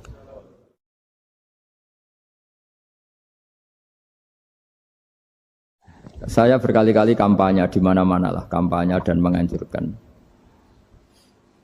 Di antara catatan dalam Suhufi Ibrahim wa Musa kan ada kan di Quran itu yang dinamakan lampiran-lampiran wasiatnya Nabi Ibrahim dan Nabi apa? Musa. Itu diantara catatannya begini, orang yang punya akal itu adalah orang yang bisa menikmati sesuatu yang baik. Misalnya gini, contoh gampang gini, kamu punya anak pertama atau punya anak yang masih kecil, itu gendong tuh senangnya bukan main, melihat anak sehat tuh senangnya bukan main. Mungkin saat itu banyak orang yang sedang maksiat dengan perempuan nakal atau dengan teman-teman nakalnya, yang nganggap seperti itu tidak nikmat. Tapi andekan ini ditimbang ya ditimbang. Yang maksiat betulan, misalnya paling ukuran bahagianya itu 70%.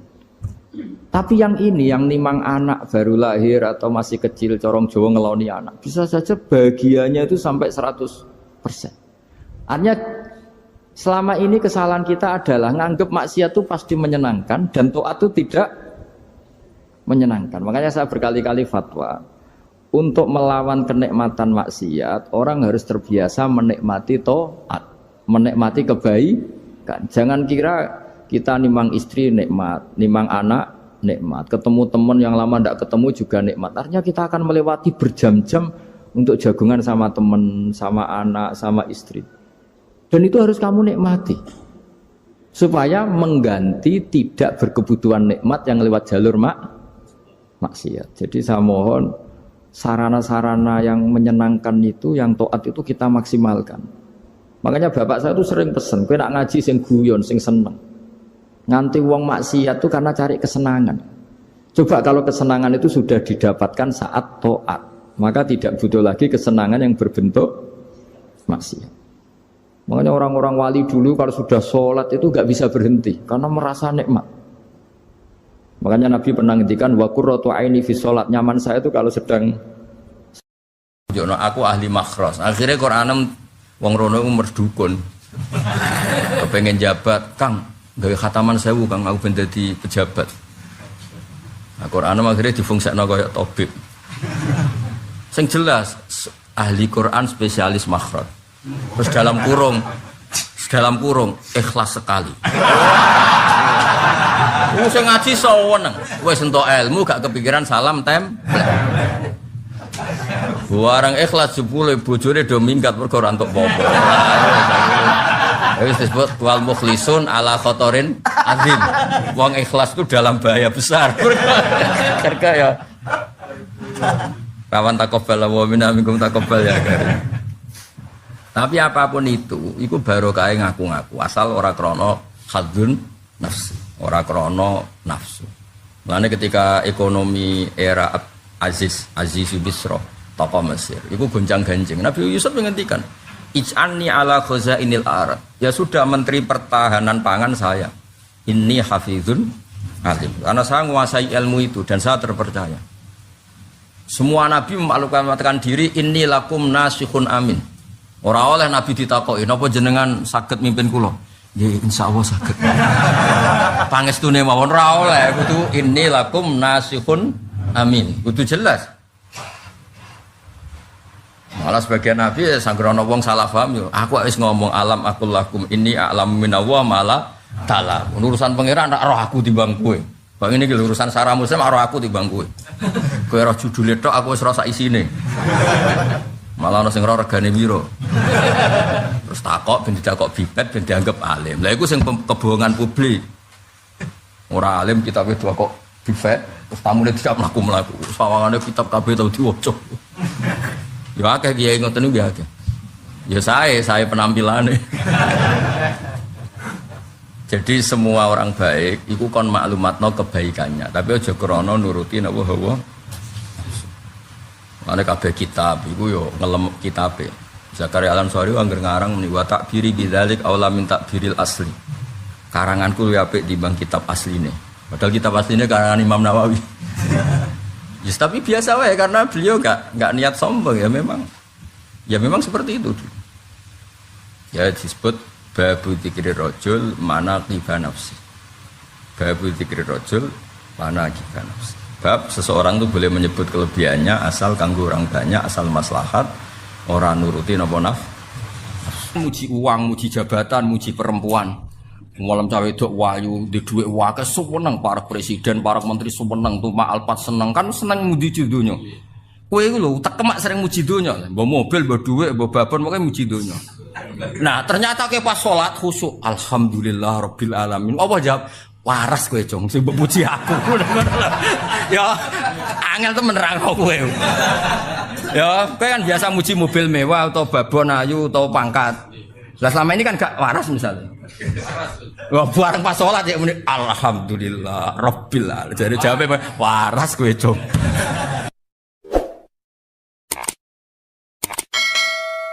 Wa hadatsana Ishaq bin Ibrahim Abdul Muhammad qala akhbarana Abdur Razzaq akhbarana Ma'mar an Zuhri biha dal isnad mislahu wa zaka fasaidan mongko sak mendur. Wa hadatsana Ishaq bin Ibrahim akhbarana Sufyan bin Ato. Nah niki sangu nggih pasanan nggih. Sabalen niki sangu nggih napa? Pasanan kersane sampean nak maca Fatihah dijiwai. Dijiwai anut panduane Rasulullah sallallahu alaihi wasallam. Man disapane wong salat sapa man salatan kelan salat. Lam yakra kang ora maca sapa man fiha ing dalam salat bi umil Quran. Faya mongko te salat khidaun minangka salat sing cacat, sing nipu salasan kelan kaping 3 ghairu tamamin kelan tanpa sempurna. Faqila li Abi Hurairah innama nakunu waro al-imam. Nah, terus niki tak baleni malih.